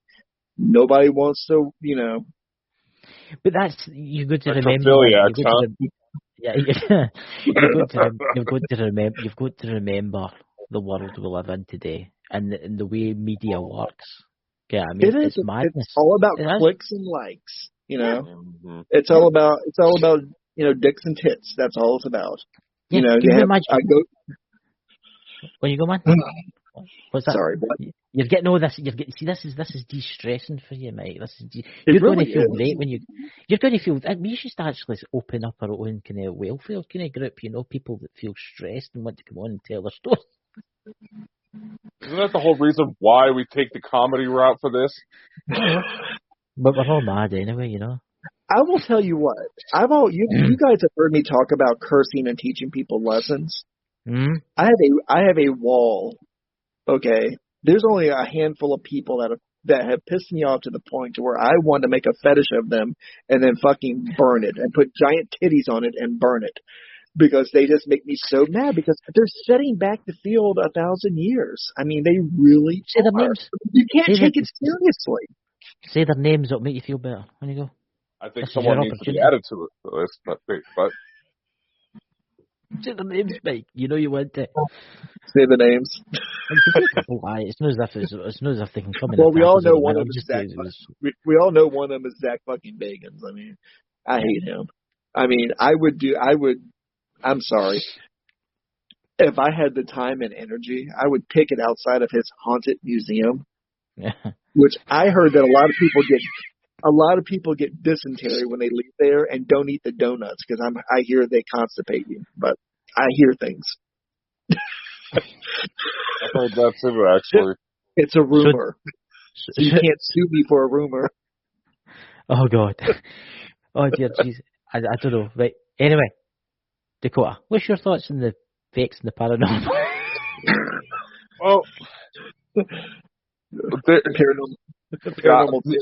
this shit already went off the rails before we even fucking started. I do believe there needs to be some sort of measure to actually quantify this shit because so many people are trying to take advantage, and I get the logic behind the no right way to ghost hunt line that gets tossed around. But there's some people I can't tell if they're genuinely trying to fake it or if they're just fucking idiots. It's a combination, dude. Yeah. But you have to tell them their titties are not dowsing rods, okay? They're not. If they start moving like that, we got other problems. Yeah. Oh my god! I think Look at my arm. Oh my god! I think I've got to drop the Indeed in a minute by laughing. But honestly, can I hear a question for you, Mike? In all your years of experience in the ghost hunting, can you ever tell us any stories where you've actually met fakers? Yeah. I actually met them. It was in Mobile, Alabama, as a matter of fact. God. I'll tell you what, you'll get some of the best, but you'll get some of the best people that they fake it for money. They said when it was. Whenever I would travel, I know you could hear the banjos playing, dueling banjos in Mobile, Alabama. I'll never. I had some moments in Alabama. I mean, that place, if there is a hell, that is hell, Alabama is. But I'll shut up about that. That's a story for another day. But when I would come into a town, I never charge. If I'm always called, I would always, when I was being called in to help consult, and I was in Mobile doing a consultation at the time with a medium. She was a psychic medium, and she was having a very bad time adapting, working through her gift, and I was there to help her. And usually when I would arrive to a town, the especially in Mobile at the time, back in the early 90s, word usually spreads pretty fast when I'm in town, that the weirdo's in town. So I've been called worse, trust me. Glad to know I'm not alone. And there was a team of investigators, ghost investigators. And there's a place called Willis Plantation, which is right outside of Mobile, on the western part of Mobile. Willis Plantation. And there was a rumor going around that they were being attacked by spirits of former slaves there that were tormenting the workers there. Well, a team of paranormal investigators, there was 6 of them, as a matter of fact, assholes. They were trying to get my friend, who I was helping, to come out there with them to add validity to their investigation. And I got involved in it when they did that. The first thing I noticed was that they were charging for their services to come out there and do the investigation. All right. They also had members of the press that would meet them out there, and they gave a little press conference before, after, and during the investigation. And I had never heard such a line. And I went out there with my friend. I actually took her away from the investigation because there really was something there at Willis. There still is something there at Willis Plantation, and it's incredibly aggressive, and it's incredibly dark, and it's incredibly mean. I mean, really I'm not talking about like evil. I'm talking about it's mean. It will hurt you if it has enough energy to hurt you. It would reach out and hurt you, and it was hurting her. And they were standing over her with their cameras and their fucking 8mm cameras going and their microphones. And she was on her knees with her hands over her eyes and putting them over her ears because it was fucking hard with her. Yeah. Doing this running commentary the entire time instead of trying to help her leave the situation. And I stepped in and I stopped it. And I actually threatened to beat one of them with an axe handle if they did not get out of my way when I was taking her out of that damn plantation, off that plantation. But they did it for notoriety. They did it for money. They did not do it for research's sake. They took advantage of an incredibly gifted young lady. Didn't care what kind of pain she was experiencing and going through. They just saw an opportunity to, in the future, make more money off of her and to further their own reputation. And I did everything in my power to keep from catching them on fire before I left off that plantation. I really, really did. That is disgusting. It just shows you that what people will bow to. Dude, they'll Fame. sacrifice. They sacrifice their own credibility, but they also sacrifice the credibility of those around them too. They don't care, Yeah. and that's what makes them truly dangerous. Very true. Is that they don't care who they take down with them, or who they leave their shit stain on. Because a lot of these people that are frauds, they are walking, talking shit stains, and if you do deal with them, you will walk away smelling like shit. Well, I went from tits to shit. Look how that worked out. I know. You went for One hell of a fetish show. Thousand rods, and now we're talking about this. But it just shows you what people actually do and how horrible people actually are. What They are. Okay, I mean, They're Jack absolutely Bagans, he's a winner. He's worth millions, right? You think of the money that he's made through this, right? Well, you think of the money some of the YouTubers do. When you go, Mike? And see, a lot of YouTubers that are on there now, I actually, there is on YouTube, I'm not going to use any names. I don't want to get into a fight. Well, I don't fuck it. I can get into a fight with them. They're actually in Florida, and they're considered I know, surprise. They're considered the godfather of paranormal YouTube. Right. That everybody comes to them and kisses his ring. And he promotes them and helps them get more followers until they get monetized and quote unquote famous. And he's one of the biggest fakers out there. Him and his shit team are one of the biggest fakers out there. But there's so many people who literally sold their soul, sold their credibility to kiss his ring and he would show them how to fake it to make it. And he would promote their fakery for a piece of the action. He would do it for a piece of the action.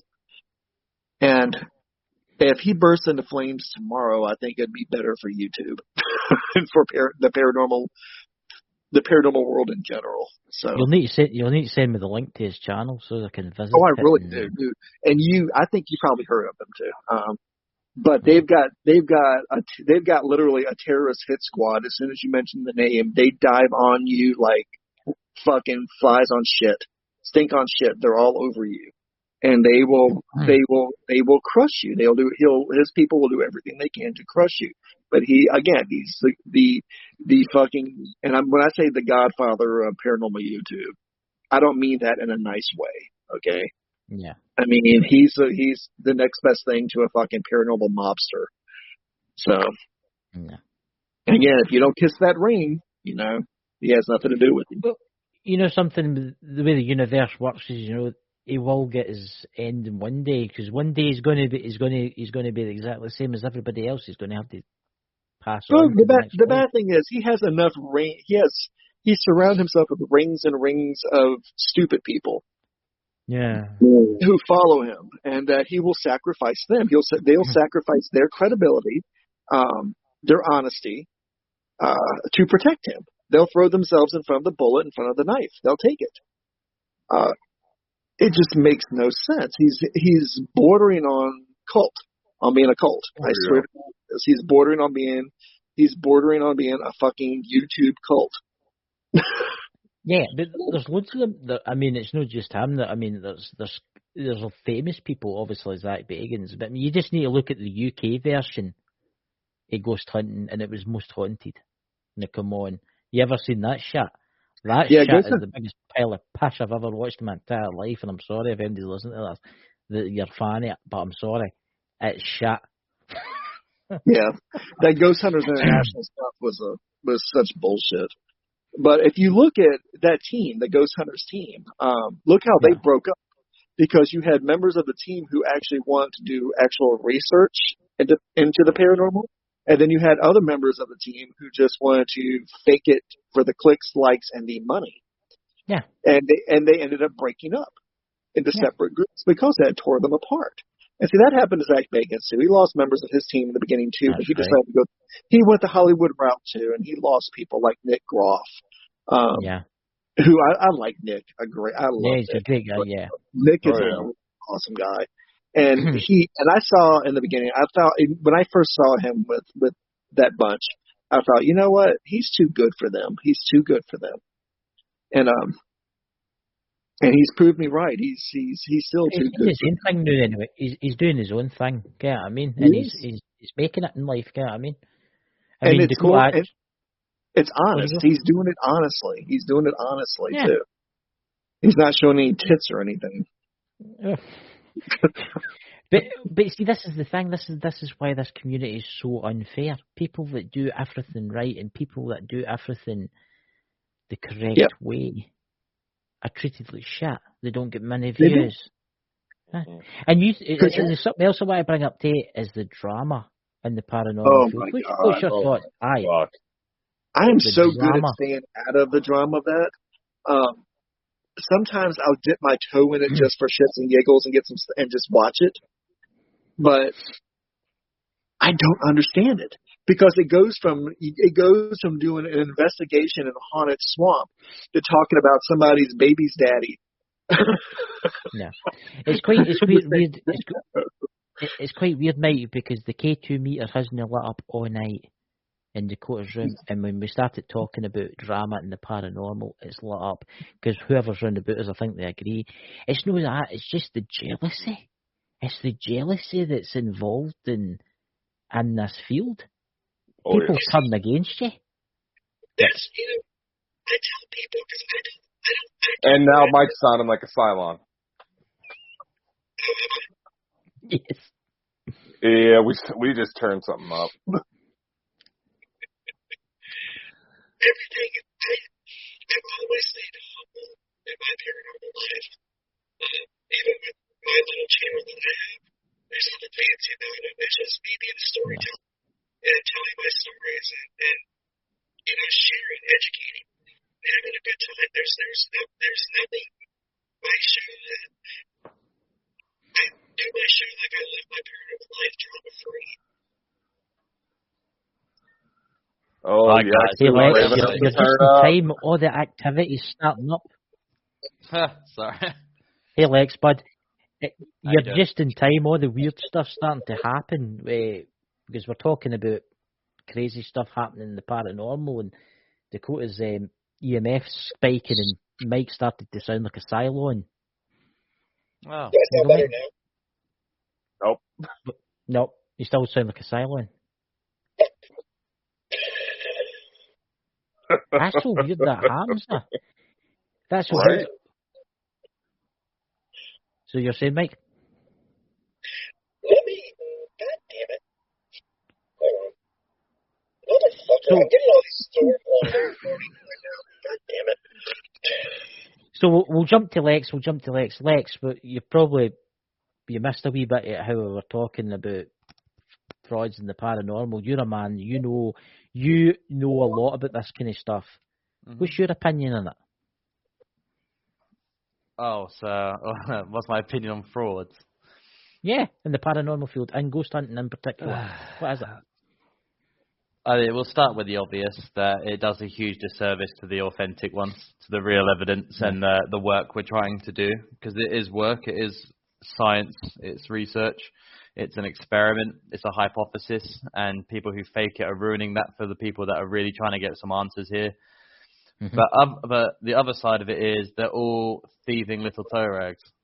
They're all selling stuff to an audience under the impression that it's real, and they're making money from it. And I think they're the scummiest people on any platform. There's a few that I hate more. There's a few that I hate more than others. There's the guy that fakes his Randonautica videos. He's not that bad. He's probably a nice guy, but his videos are just fake as shit. Then there's the other two that made their own versions of Randonautica and have sold it to people under the premise that it really is a haunted app. So they're robbing people, and I don't respect them at all. So. Well, listen, Lex, you can say what you want tonight. This is like an AA meeting for the paranormal. Mike's ready to tell us his fears, but I think he's still got some there, You still get some there, Mike? You still get some there? Well, it depends. I can name names and go off on them, but I don't want to get you guys in trouble. We have a viewer discretion advised thing now anyway. We're good. I just don't want your show to get penalised for it. That's what I mean. It doesn't matter if it gets penalised. It doesn't matter. Okay, I so get penalized for using my own damn music on shows, so I don't give a fuck anymore. Okay, so let's take under. There's different tiers of fraudsters. You can start from the smaller ones that don't. The small, like I said, like the Randonautical one. So that's Jasco. Teams like Jasco that just keep faking all their Randonautica videos. Faking the stalking, leaving themselves messages somewhere and then finding them in their videos, but the handwriting's always the same. And if you go back far enough in their channel to where you see them writing something, you can compare it, and you can find out that, oh, magical, you've got the same handwriting as your stalker. So it's a harmless fake. They're not. He's obviously getting monetized from YouTube, most likely, but he's not. I don't think he's selling any products on that basis. I don't. Omar Gosh TV. Oh, don't worry, I'm coming up to it. Don't worry. So that's what you would call it's a harmless fraud, right? Does it discredit us? Yes, but it's Randonautica, and everyone knows it's fake, so no one cares, right? It's a harmless fraud.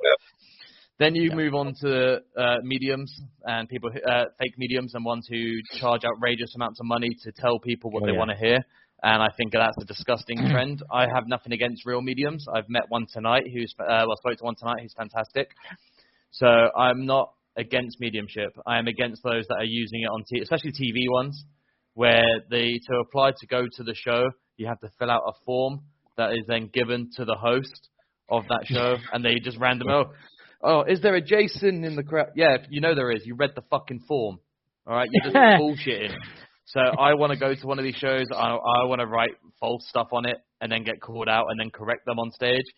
And then be like, well, unfortunately, the bit you read is what I made up, and that'll prove that they're reading off a sheet or someone's feeding them information. So I want to try and do that. I don't know if they'll ever let me on one of these shows because they know that I publicly talk about it.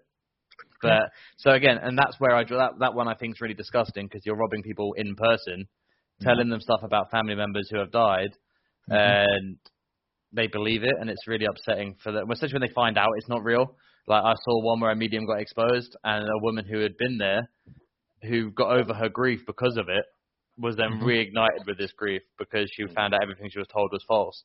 So I think that's bad. But let's move to the ones that everyone likes me talking about, Jody Dean and Omar Gosh TV. Oh, yeah. Now I will differentiate. There is a differentiation between the two. I think Jody Dean is the worst person on the. I really can't stand him as a person from what I've seen. I don't like his work. I don't like his ethic. I don't like his behavior. I don't like him as a person. Omar, on the other hand, I think he comes across as he's a nice guy. I don't know any of them personally, obviously, but Omar up here comes across as just a guy who knows what he's doing. He knows his business. However, he is still stealing from people. He ripped off Randonautica to make an app. He's got merch that he does all this stuff, and he's selling stuff as a fake, and I don't respect him for that. If he'd have come out and said, bear in mind, he's been debunked ages ago.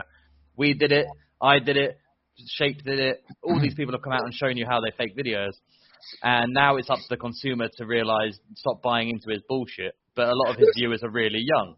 Dude, those fucker eggs just won't stop. I mean, no, he won't. It's a cult. He's got a cult. It's a fucking cult. I really think it's a cult. Unfortunately, Florida has played with them. Yes. Which is a shame, because I'd love to go to Florida. I have a couple of friends there. Wouldn't want us. I think it's better than one. There's no point investigating anywhere in Florida because it's all been tainted by these fucktards. Well, isn't there a group in Florida that investigates naked? I just can't stand. So Omar, I don't have too much of a grudge against as a person. I have a grudge against him for what he does to this community.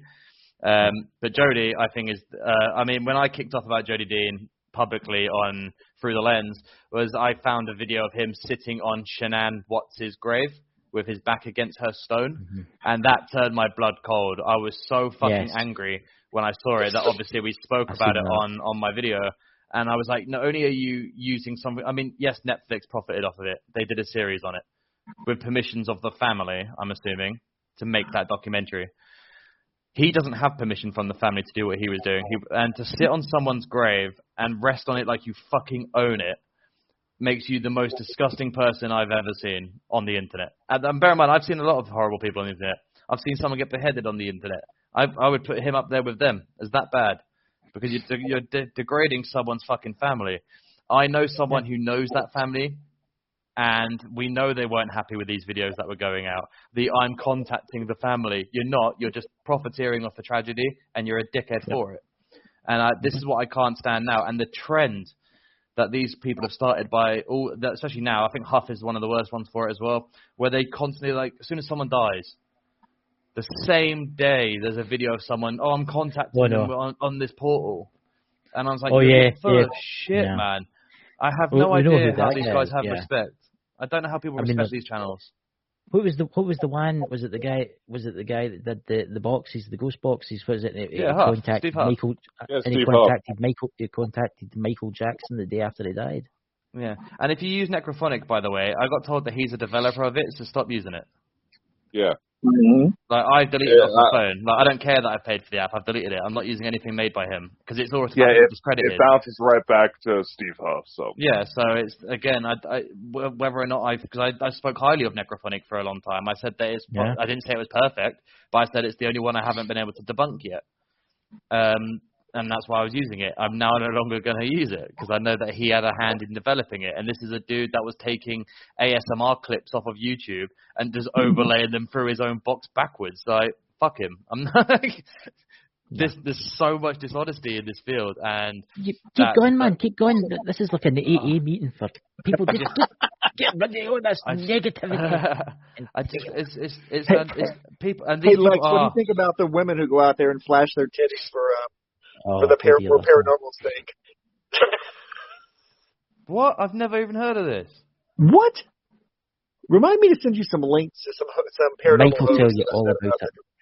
Yeah, that are making some money right now off of it, and they flat. I mean, you should see them. They are such. They wear barely any clothing to go on a investigation, to get likes, and at the same time they're doing the investigation, they're begging for money. So this fucking rinses me, man. Like, everyone knows I don't get any money for doing this. See? Yeah, like maybe one day I will, and I'll be thankful for it. But I'm never gonna beg for the money because it's not. I'd use the money to buy more SB7s in case I break one, buy more batteries, pay off locations to let me in. That's what I'd use the money for. But I'm not gonna beg for it. I'm gonna get kicked out of my apartment, or I have back taxes or some crazy bullshit like that. And they're dressed up like the whorish version of Pennywise the fucking clown. Okay? And they're doing that. I mean, they're whoring themselves into the paranormal community to get money to pay for all this fake shit they're making up. One girl in particular, she faked the death of her brother to pay, so she could get money to quote unquote pay for his funeral. Oh, that reminds me of that J-Station prick in it who faked his girlfriend's death on YouTube, and all his fans were getting upset and crying over the incident, and it turned out he was just fucking faking it. She was like that. She was flashing her titties all over the place and crying on command about her brother who was dead. And the fucker egg was in there filming it while she was doing this. Her brother was I've just seen someone put, there's a group name that Smith family just put in the chat there, Sam and Colby. Oh, God. If anyone remembers me when I started YouTube, I thought really highly of them, but not as investigators. I enjoyed their channel, and then they turned into these investigators, and I was kind of intrigued into it. And I hadn't started doing this yet. And annoyingly, I watched all their videos when they were doing them. And then as I got more and more involved in this, I just realized how full of shit they are. But I do have a fun story for you. There's a location they went to about 2 months ago that some people that I know had contacted about wanting to go there. And they gave us all the juice that Sam and Colby had told them to do all this stuff to fake it all and all that crap. And Jesus Christ, man, I used to love them. And now I don't because of that. I mean, again, they're great guys. The whole group of them is nice. I've watched them since they're on Vine, so I know they're really nice dudes. But again, they lose a lot of respect from me because they're faking stuff. Mindseed is another one. I grew into Mindseed. If you watch my videos, you can see that the way I format my editing is based on how they did theirs, because I liked the format with them talking to the camera and the history stuff put into it. So I was like, I'm going to do that in my videos, and I'm going to try and make it work on my end. I'll be like the British version of them. And then it turned out that they're full of fucking shit too, and I'm sat here and I did a video. I did like a top 5 paranormal channels of 2020 or something like that on New Year's Eve, on my first year of doing YouTube. And all of them are fucking wank. Except for one. Like, I've got Hunter Phobia still in that list, and he's a friend of mine, so I'm not going to shit on that. But everyone else that was on that list, I think who did I put on this? The Paranormal Files, who are, I think he catches a lot of good stuff in his videos, but I think a lot of it is not meant to. I don't think they know they're catching it because they're too busy playing up for it. Who else up in there? Sam and Colby was in there. Mindseed was in there. Twin Paranormal were in there. And I'm currently doing a deep dive into Twin Paranormal to make sure they don't break my heart too, because now I'm noticing some certain things in videos that I didn't want to notice before. And I actually, again, I really like the team. I like the guys there. I like them. And I think I think that it's fake. So that hurts me a little bit. They're spoiler exclusive for you guys. I've got a video coming out where I'm debunking certain elements in videos, and I said that one team that I'm doing it to would upset them. That's the team that I'm doing it on, so that I'm using as the baseline. So it's just a sad time because some of these channels are so good, and then you learn that it's false. They're too good. Yeah, they're too good. And at the beginning, these guys weren't. They were seen genuine. The videos weren't doing a lot. There wasn't shit tons going on. And again, I love Twin Paranormal. I love the team. I love each and every one of the guys. I think Ryan and River are the most polite investigators I've ever seen. But recently, it seems something isn't right, and I'm going to call them out on it because no matter where, if you start on the foundation of being honest and then you start faking it because you're getting bigger, then you never deserve the platform. You don't deserve your audience because there are people that have worked harder. I don't deserve their audience. I haven't found anything worth it yet. I've done some good videos. I did a UK tour where we caught good stuff, and those videos will be coming soon. But I still don't think I deserve their 750,000 or however much they've got. I probably deserve half of that, but they don't deserve it if that's what they've resorted to for it. So it's heartbreaking, and I hate it. And the argument that people say to me, they're like, "Yeah, but it's YouTube. It's meant for entertainment, not for research." And I'm like, okay, so why can you take online classes on YouTube then? Why can you learn things off YouTube then? Because it's not just an entertainment site. So the argument is invalid. So anyone that ever uses that against, well, you should still like them because they're entertaining. No, because they're ripping people off. They're lying to people. So fuck them. If I wanted to watch fake shit, I'd put my TV on because I know it's fake. They tell you it's fucking fake. If you think as one of Mike's the ones his favourites is Zach Bagans, it tells you at the start of the show. It tells you at the start this is for entertainment purposes only. Zach Bagans, I hate that dick slap. I hate that dick slapper so much. I hate him so much. I hate that dick slapper so much. Oh What's even worse is you can see that Omar and Jody want to be like him. Yes. I mean, like Zach Bagans opens Haunted Museum next year. Jody Dean opens his Haunted Museum, and I'm like, the rip-off is so fucking clear. I'm like, can you not do anything original? Can you not think of something? You had to rip off Randonautica with Scaranoia, which is bullshit, by the way. Anyone who's ever thought that, you've been ripped off, man. Then you got the Haunted Mansion, and then you've now done it. So you ripped it off. And it's like anything Zach Bagans does, Jody Dean's just sat there and sucking him off, getting it ready to do it on his own. Dude, they juggle his balls in their mouth, I swear to God. Oh my God. I'll give Zach Bagans some credence at the very beginning of when they did that show. Yes. Where I was like, maybe seasons 1 to 3, he had his heart in the right place and he was trying. And then when he realized that he'd built a brand that then he had to live up to that brand's expectation and keep doing stuff to roll the brand in, and TV gets on that. And I don't think he intentionally wanted to do what he's doing now. But when he got to season 8, 9, 10, he was well invested in the money he was making. He was like, I've made this brand, fuck it. Let's throw demons in for the whole of season 12, man. Everything's a demon now. It works with attitude. Let's do that. P.T. Barnum. He was a half-assed P.T. Barnum now. P.T. Barnum did it much better, okay? Definitely. So that's sad as well, because again, I think where some people are just getting corrupted by it because people are getting thrown. Like, I'd rather do this forever and never make a dime, and be honest with it, than make millions and fake it for people. Yep. So Yep. That's the thing though. Once they get the taste of the money. Once they get the taste of the money and what money can do and buy you and the attention. You learn someone's character. And people want your autograph. And once that it's an addiction, they want more, and they want more, and they want more, and they want more.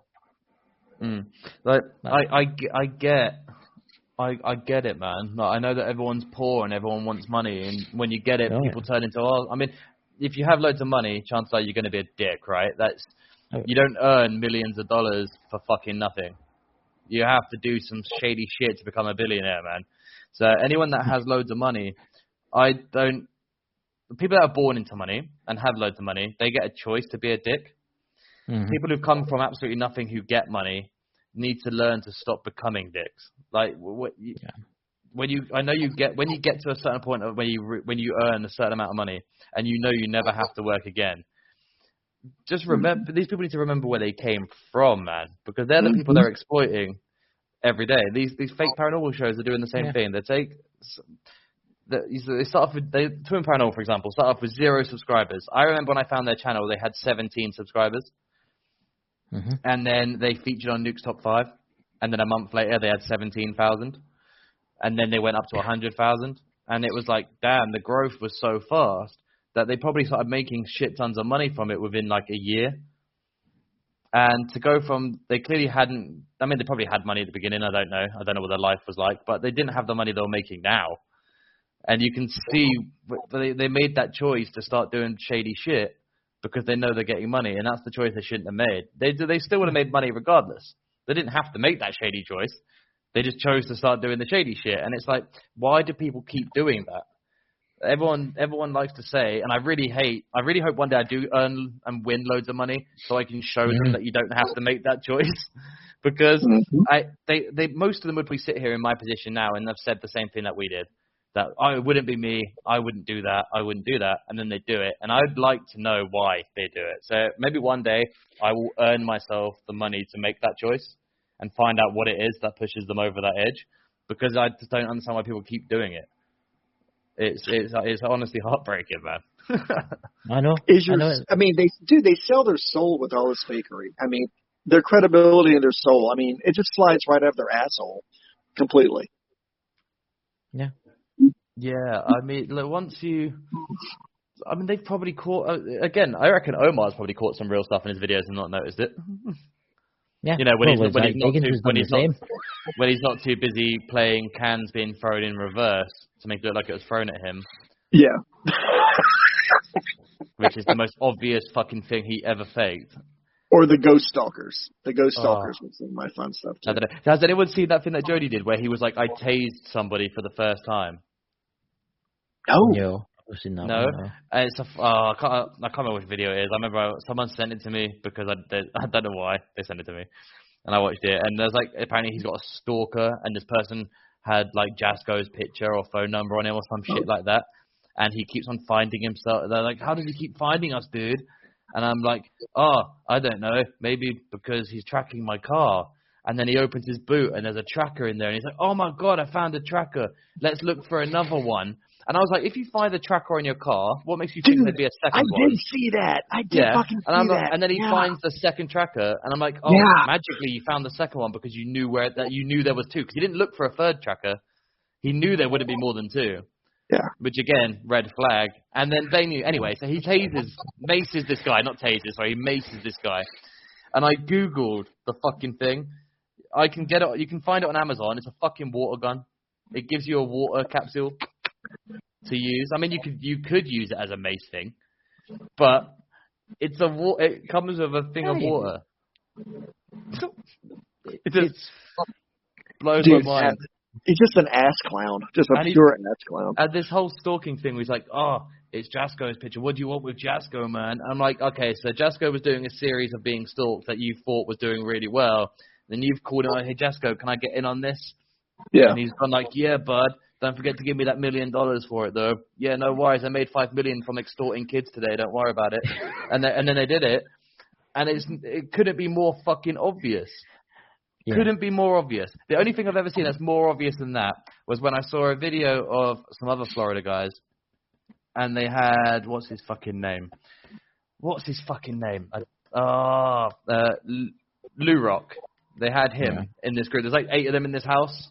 And then magically in the video, when they all got cameras on, magically in this video, Lou Rock disappears. and you can't see him, and everyone's like, oh, where's Lou Rock gone? And then someone seems to be kicking in the fucking ceiling of the house. But everyone's in the same room filming the kicking, but Lou Rock's not in the room anymore. And I was like, oh, I wonder where he is. And then he reappears in the kitchen of the video, and he's covered in like attic dust, like the insulation dust.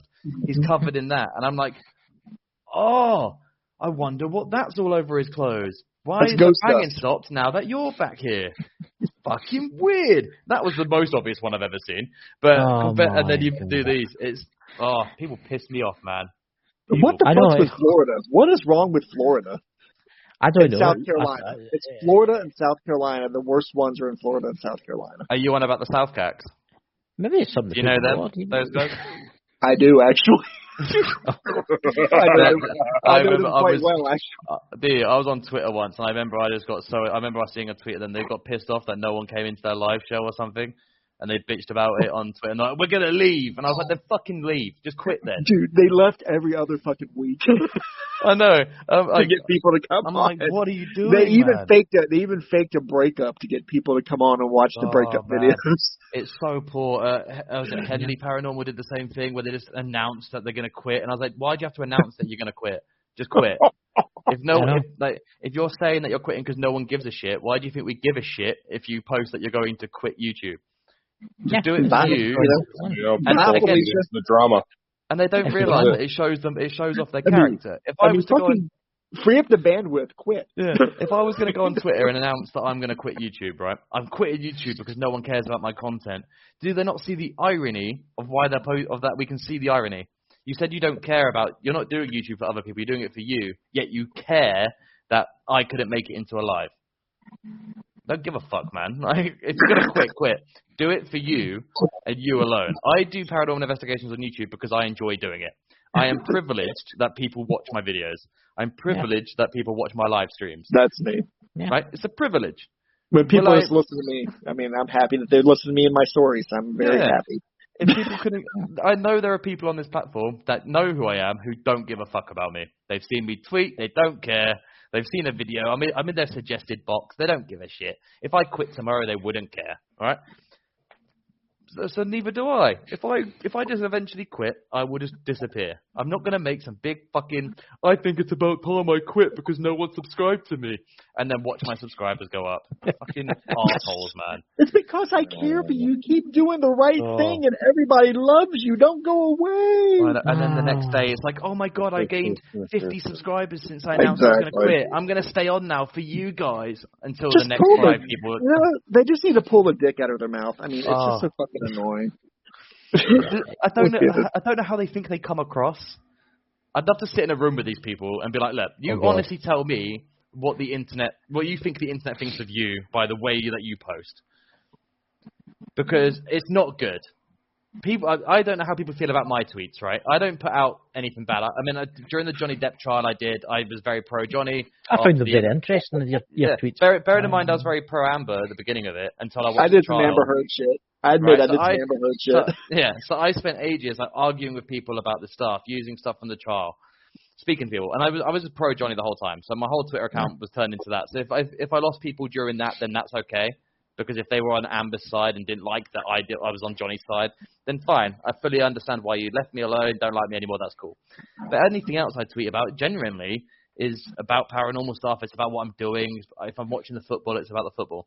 I show who I am through my Twitter. And Dakota and Chris know me very well, know that that's who I am. They can see who I am from my Twitter. So who do these other people think they are from what they tweet? Dude, they're ass monkeys. If you're going to sit and bitch about YouTube, I'm not getting the views I used to get. Maybe it's because you're shit. Maybe it's because you're lying to people. And we know you're lying to people. Little honesty check. It is. I was like, here's a good example. When UGUE came out and announced that they faked a lot of their content. I mean, they were kind of forced to because they were caught on it more than once, and they did like a big video on it. And they were just like, okay, yeah, we've been doing it. They lost a fair amount of subscribers, but they didn't lose all of them. And that's important. They still had enough to be monetized after announcing they were lying to everybody. So they could still go on Yeah. and make parody content. They could make fake content now that we know it's fake. And I wouldn't have an issue with that because they've announced to the world, this is all staged, man. We're just doing it for fun, staged work. I get paid to stage paranormal videos. Cool with that, man. That's cool. Fucking You people announced still it. believe them, though. I don't get it. There's a whole. They did a video where they told you they were lying. Like It's a cult. It's a fucking they were cult. lying. That bothers me, man. I was like, but and this is the thing. You've got to Here's remember another- there's a lot of stupid people in the world. There is, but the best person who fakes paranormal content, who's been honest about it from the very beginning, is Tim Morozov, the man who puts it at the beginning of his video in Russian, right? If you can read Russian, which I can't, I actually had someone tell me that because I knew he was fake anyway by the extremes his videos went to, like when he was shooting the spirits of a shotgun. It's fucking incredible to watch.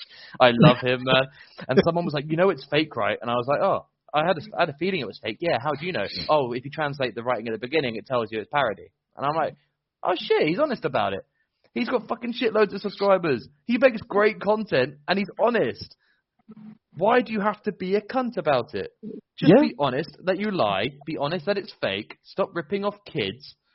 Stop making apps because you think you're cool and you're down with the kids. Jody, you're like 95 years old, man. Just fucking quit. I don't know if anyone's retire. Did you ever see that thing where I like when I made the video on Jody on Through the Lens, he put up a tweet video and he's like wearing a Canadian Raptors hat, which was quite funny because my co-host is Canadian, so we were like, oh, that could be a subtle diss. And he's like, I heard people say things about me this week. Shit rolls across my desk.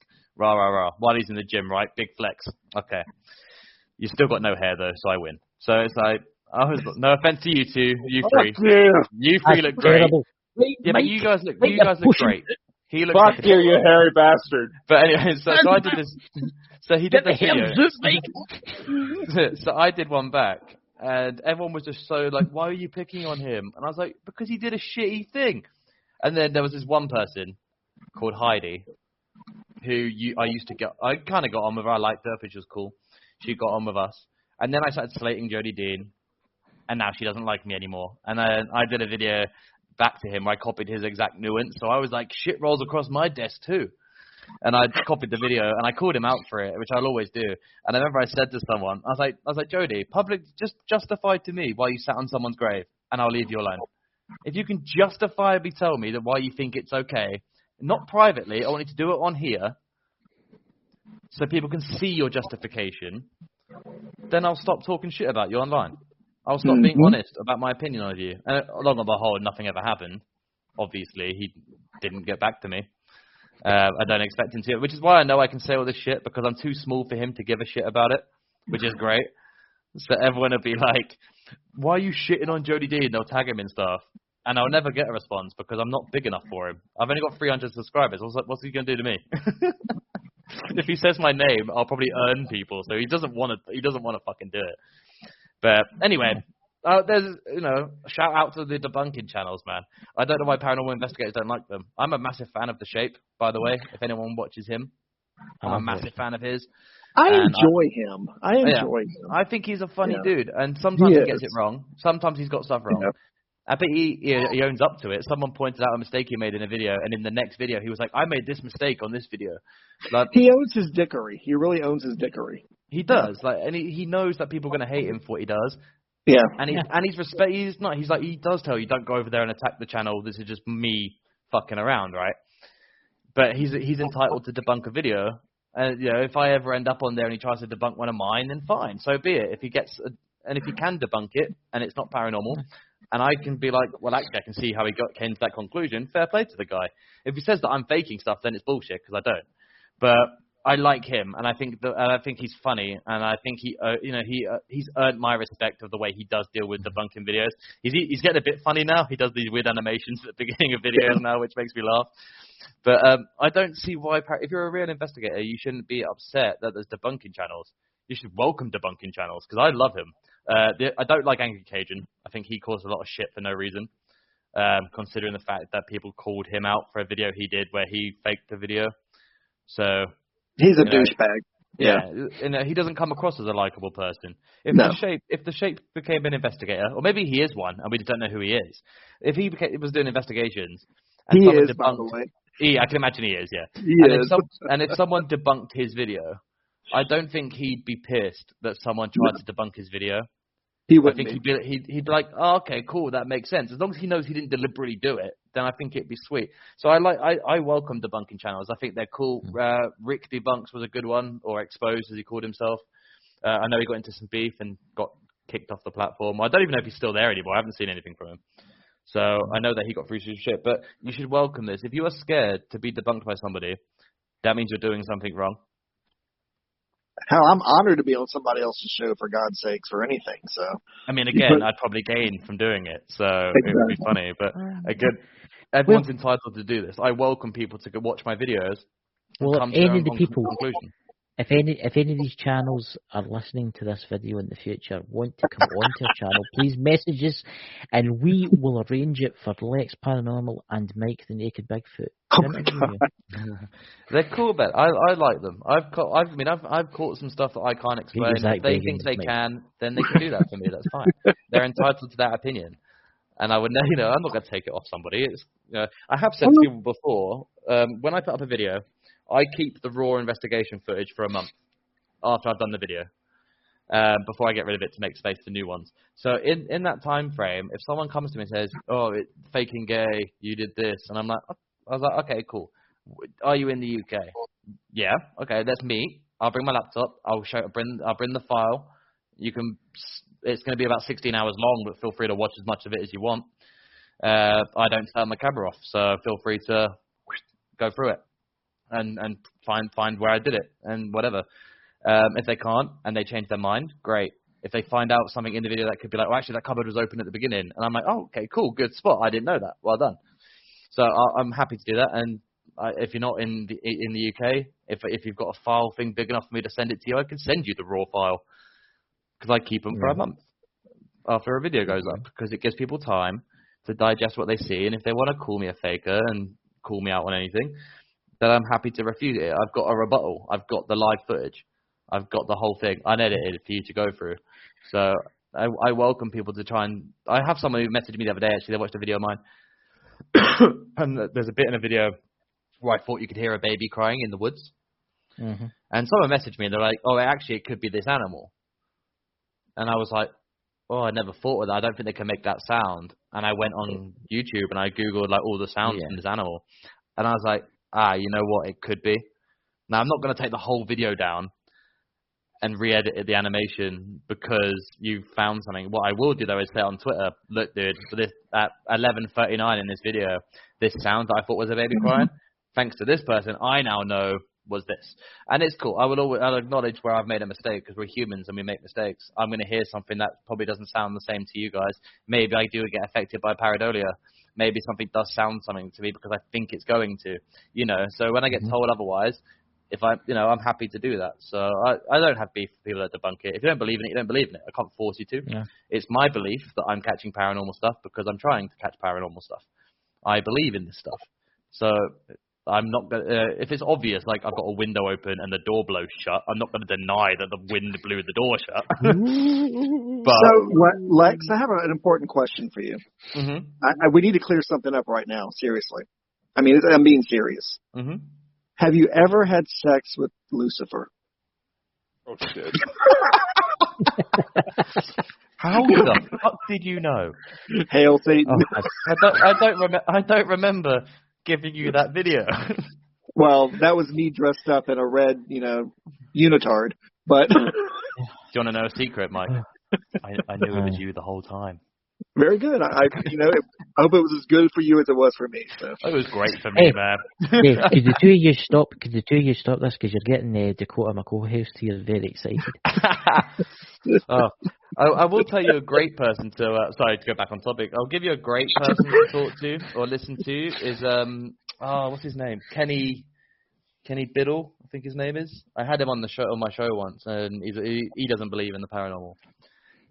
But he's great at talking through how they do this stuff and some of them. And also, if another bit of advice, stop using SLS cameras because no one's going to believe them. Even if you do find stuff on them, the way that people can just mask a video and overlay a video, it's just not worth doing because you're going to be spending all day fighting people over it because it's not accurate, and anyone who uses them now, everyone just hates it.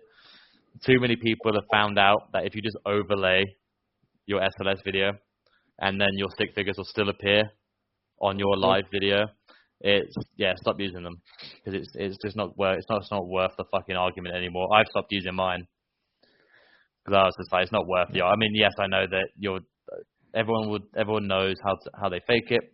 I'm not going to sit there and have to argue with the fact that I don't overlay my video, and it's just not worth the argument. So I just stopped using it. I was like, you know what, fair play. I found someone. So I have it in one video, and someone was like, you could have just done this, and I was like, would that work? So I watched it, and I was like making a debunk video, and in this one that I'm doing now, I did it for this one to show people how it's done.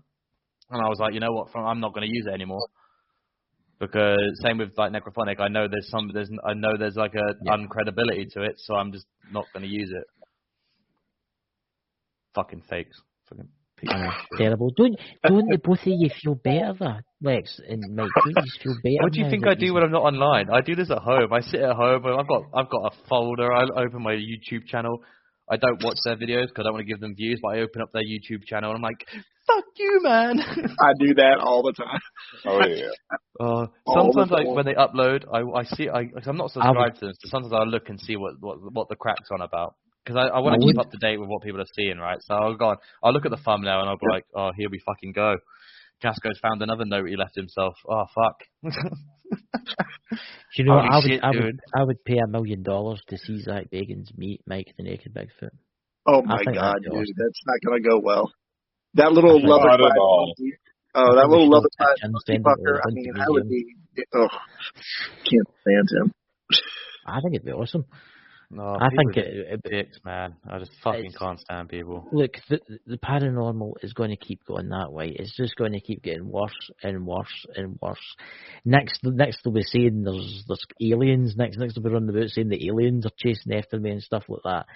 Okay, I mean, it costs too much to fake the production value for it. They won't. Faking paranormal is really easy. You need strings, cheap editing software, and a minimal knowledge on how to mask and overlay videos. Then you can fake a paranormal video. Minimal Lots effort. of fishing line, tons of fishing line. You don't want to, and fishing line is cheap. You don't want to go online and buy visual effects software that you have to spend shit tons of money on to put a realistic looking spaceship in the sky. It's just not worth it. See, the thing is, right, I've seen footage of UFOs that look fucking amazing, right, and they're meant to be real, right, but then I've seen CGI spaceships, right, that you can tell's fake, but folk fucking believe it.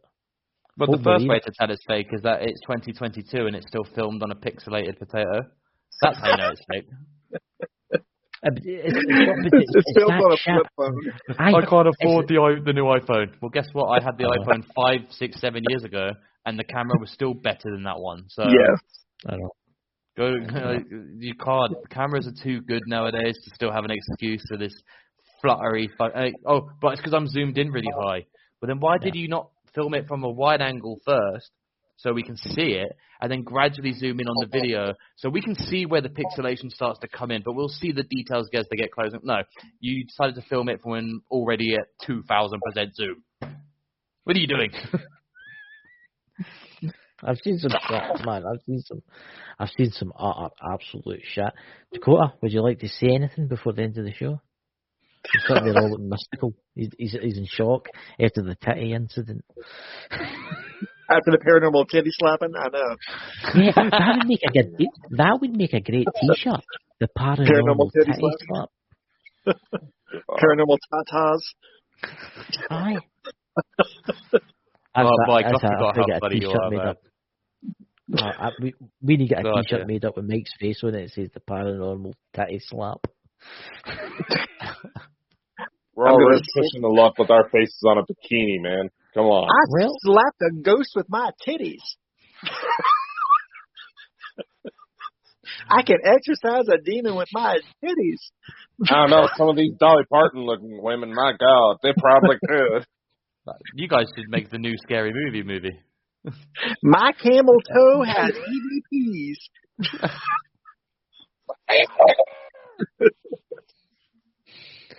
Oh my God! I just don't know. I can communicate with ghosts with my queef. This thing. I'll shut up now. People are actually questioning if Mike's actually naked in the videos in the chat. probably is. I know, my God. He doesn't get naked as far as I know. Oh, that's why he zoomed in so much. Yeah. I bet That's just he a is. joke. Come on. This is another thing. People don't really investigate. We're just going to make fun of this situation right here. People freaking out about the word naked in Mike's name. It's like people don't actually look into shit anymore, you know?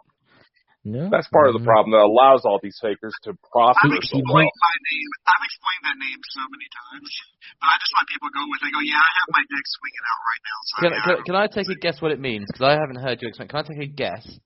Judging by the fact that it's called the naked Bigfoot, I'm assuming this is in relation to Bigfoot's covered in fur, and you're not. Am I right? Yes, very good. Is that? Am I right? So you're a That's naked part In the Bigfoot. ballpark. That's Okay. part of it. Part of it. I mean, Jesus, it's just funny to watch. I was like, really? It's like They're not. I was gonna subscribe to, but the word naked threw me off. I was like, he's not actually nude, dude. It's I flash YouTube. my shit, dude. I flash my shit all over the camera like Sharon Stone. I mean, it's all over the place. I mean, Mike and Mark the house naked. I showed someone's worry bum once about on YouTube and they got banned. But Oh, God. By the way, if Sharon Stone is watching this, call me.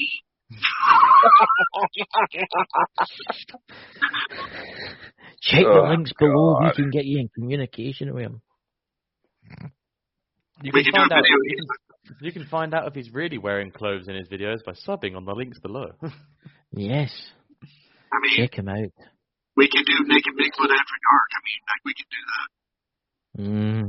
Ugh. There you go, Lex. It's 2 years. You could go.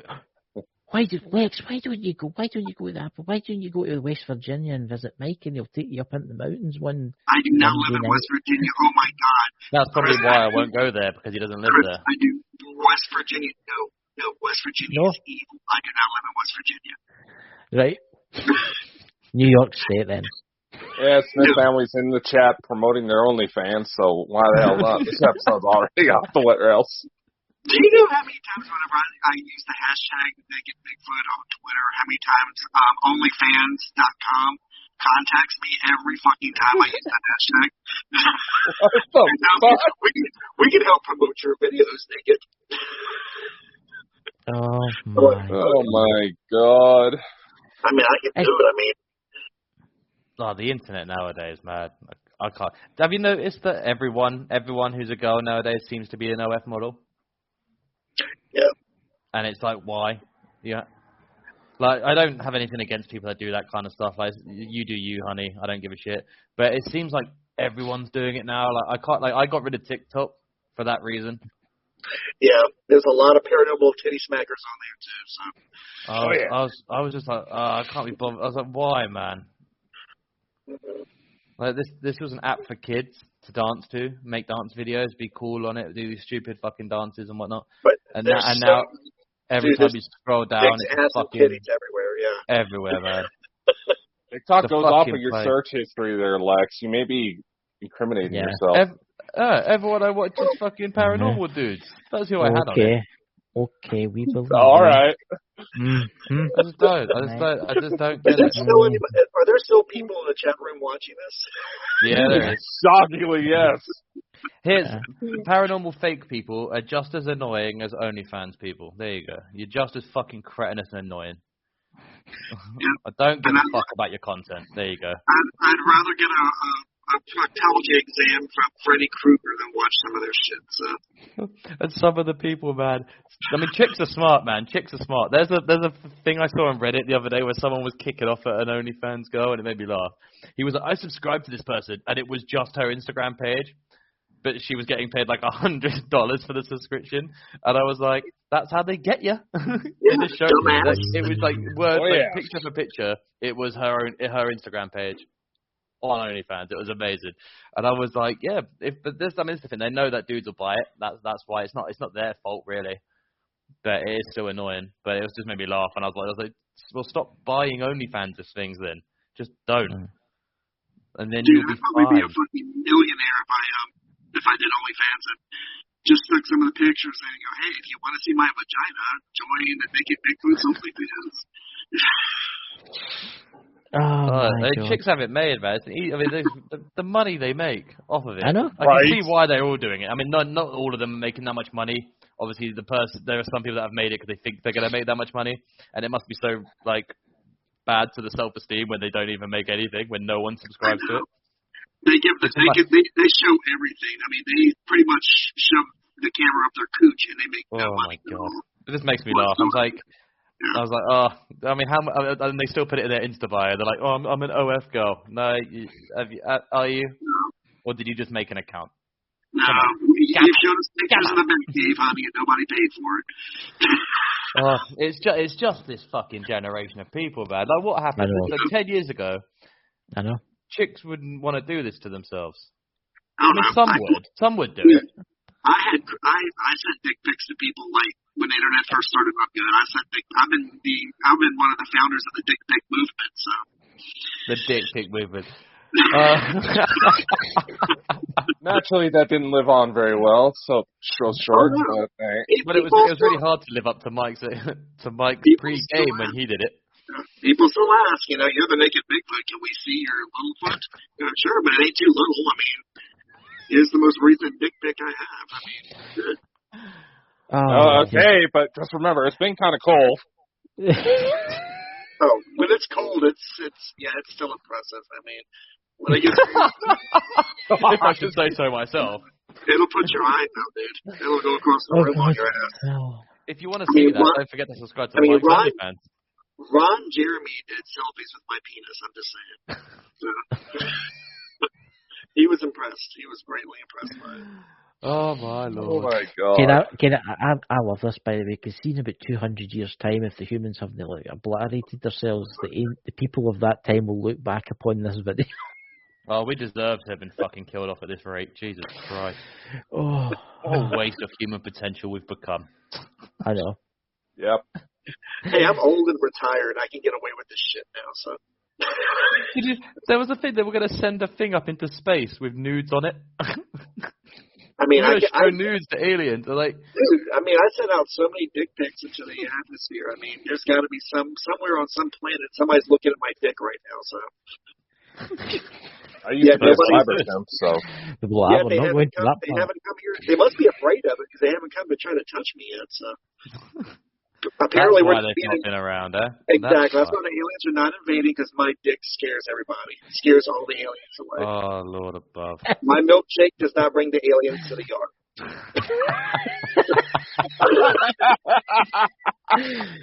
Oh my god. My god. This is just ridiculous. Am I going to get sued? Probably. Fuck it. Who sung that song? Who wrote that song? I actually know that name. I used to sing that. I actually danced naked outside during a party one time. It was really fucking cool too. I mean, I had my shit swinging in the wind. I was bruised in places I didn't get bruised at. So. I can imagine the Boy Scout encampment marching over the mountain. Oh, dude, there's so many videos. There's probably so many bad videos of me out there, like naked, running down to a pond or taking a shit in somebody's roses or something. I mean, I've done all kinds of stuff. I'm proud of it too.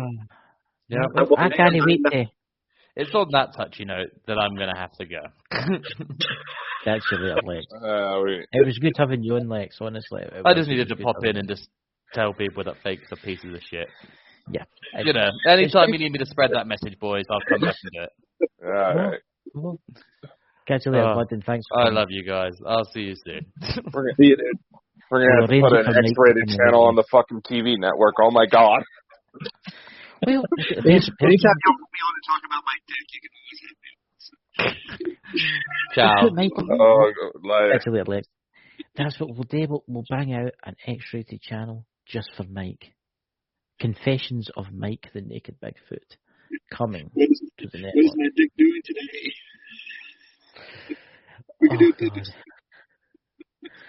Dakota looks like he's having a nervous breakdown. So we'll end the show, ladies and gentlemen. Thank you for coming to this absolutely amazing show. And next week we have Dave Schrader coming on. So that's got to be awesome, And I'll need to get him Mike the Naked Bigfoot. I'll need to get you the autograph for him, Dude, if I could have Dave babies I want. I fucking love Dave Schrader. He can do whatever he wants to do. We'll see. And he just canceled on us. He's getting visions if you're running towards him. And ironically, he was at a Bigfoot event this weekend in Oregon. There you go. You need to do a spell tonight.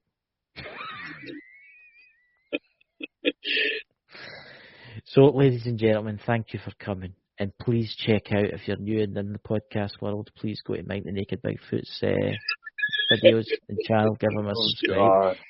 Check out Sex and the Paranormal, one of the best he's ever done. And honestly,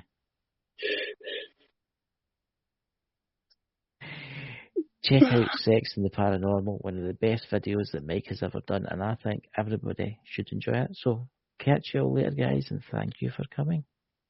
Bye, guys. Bye. All right.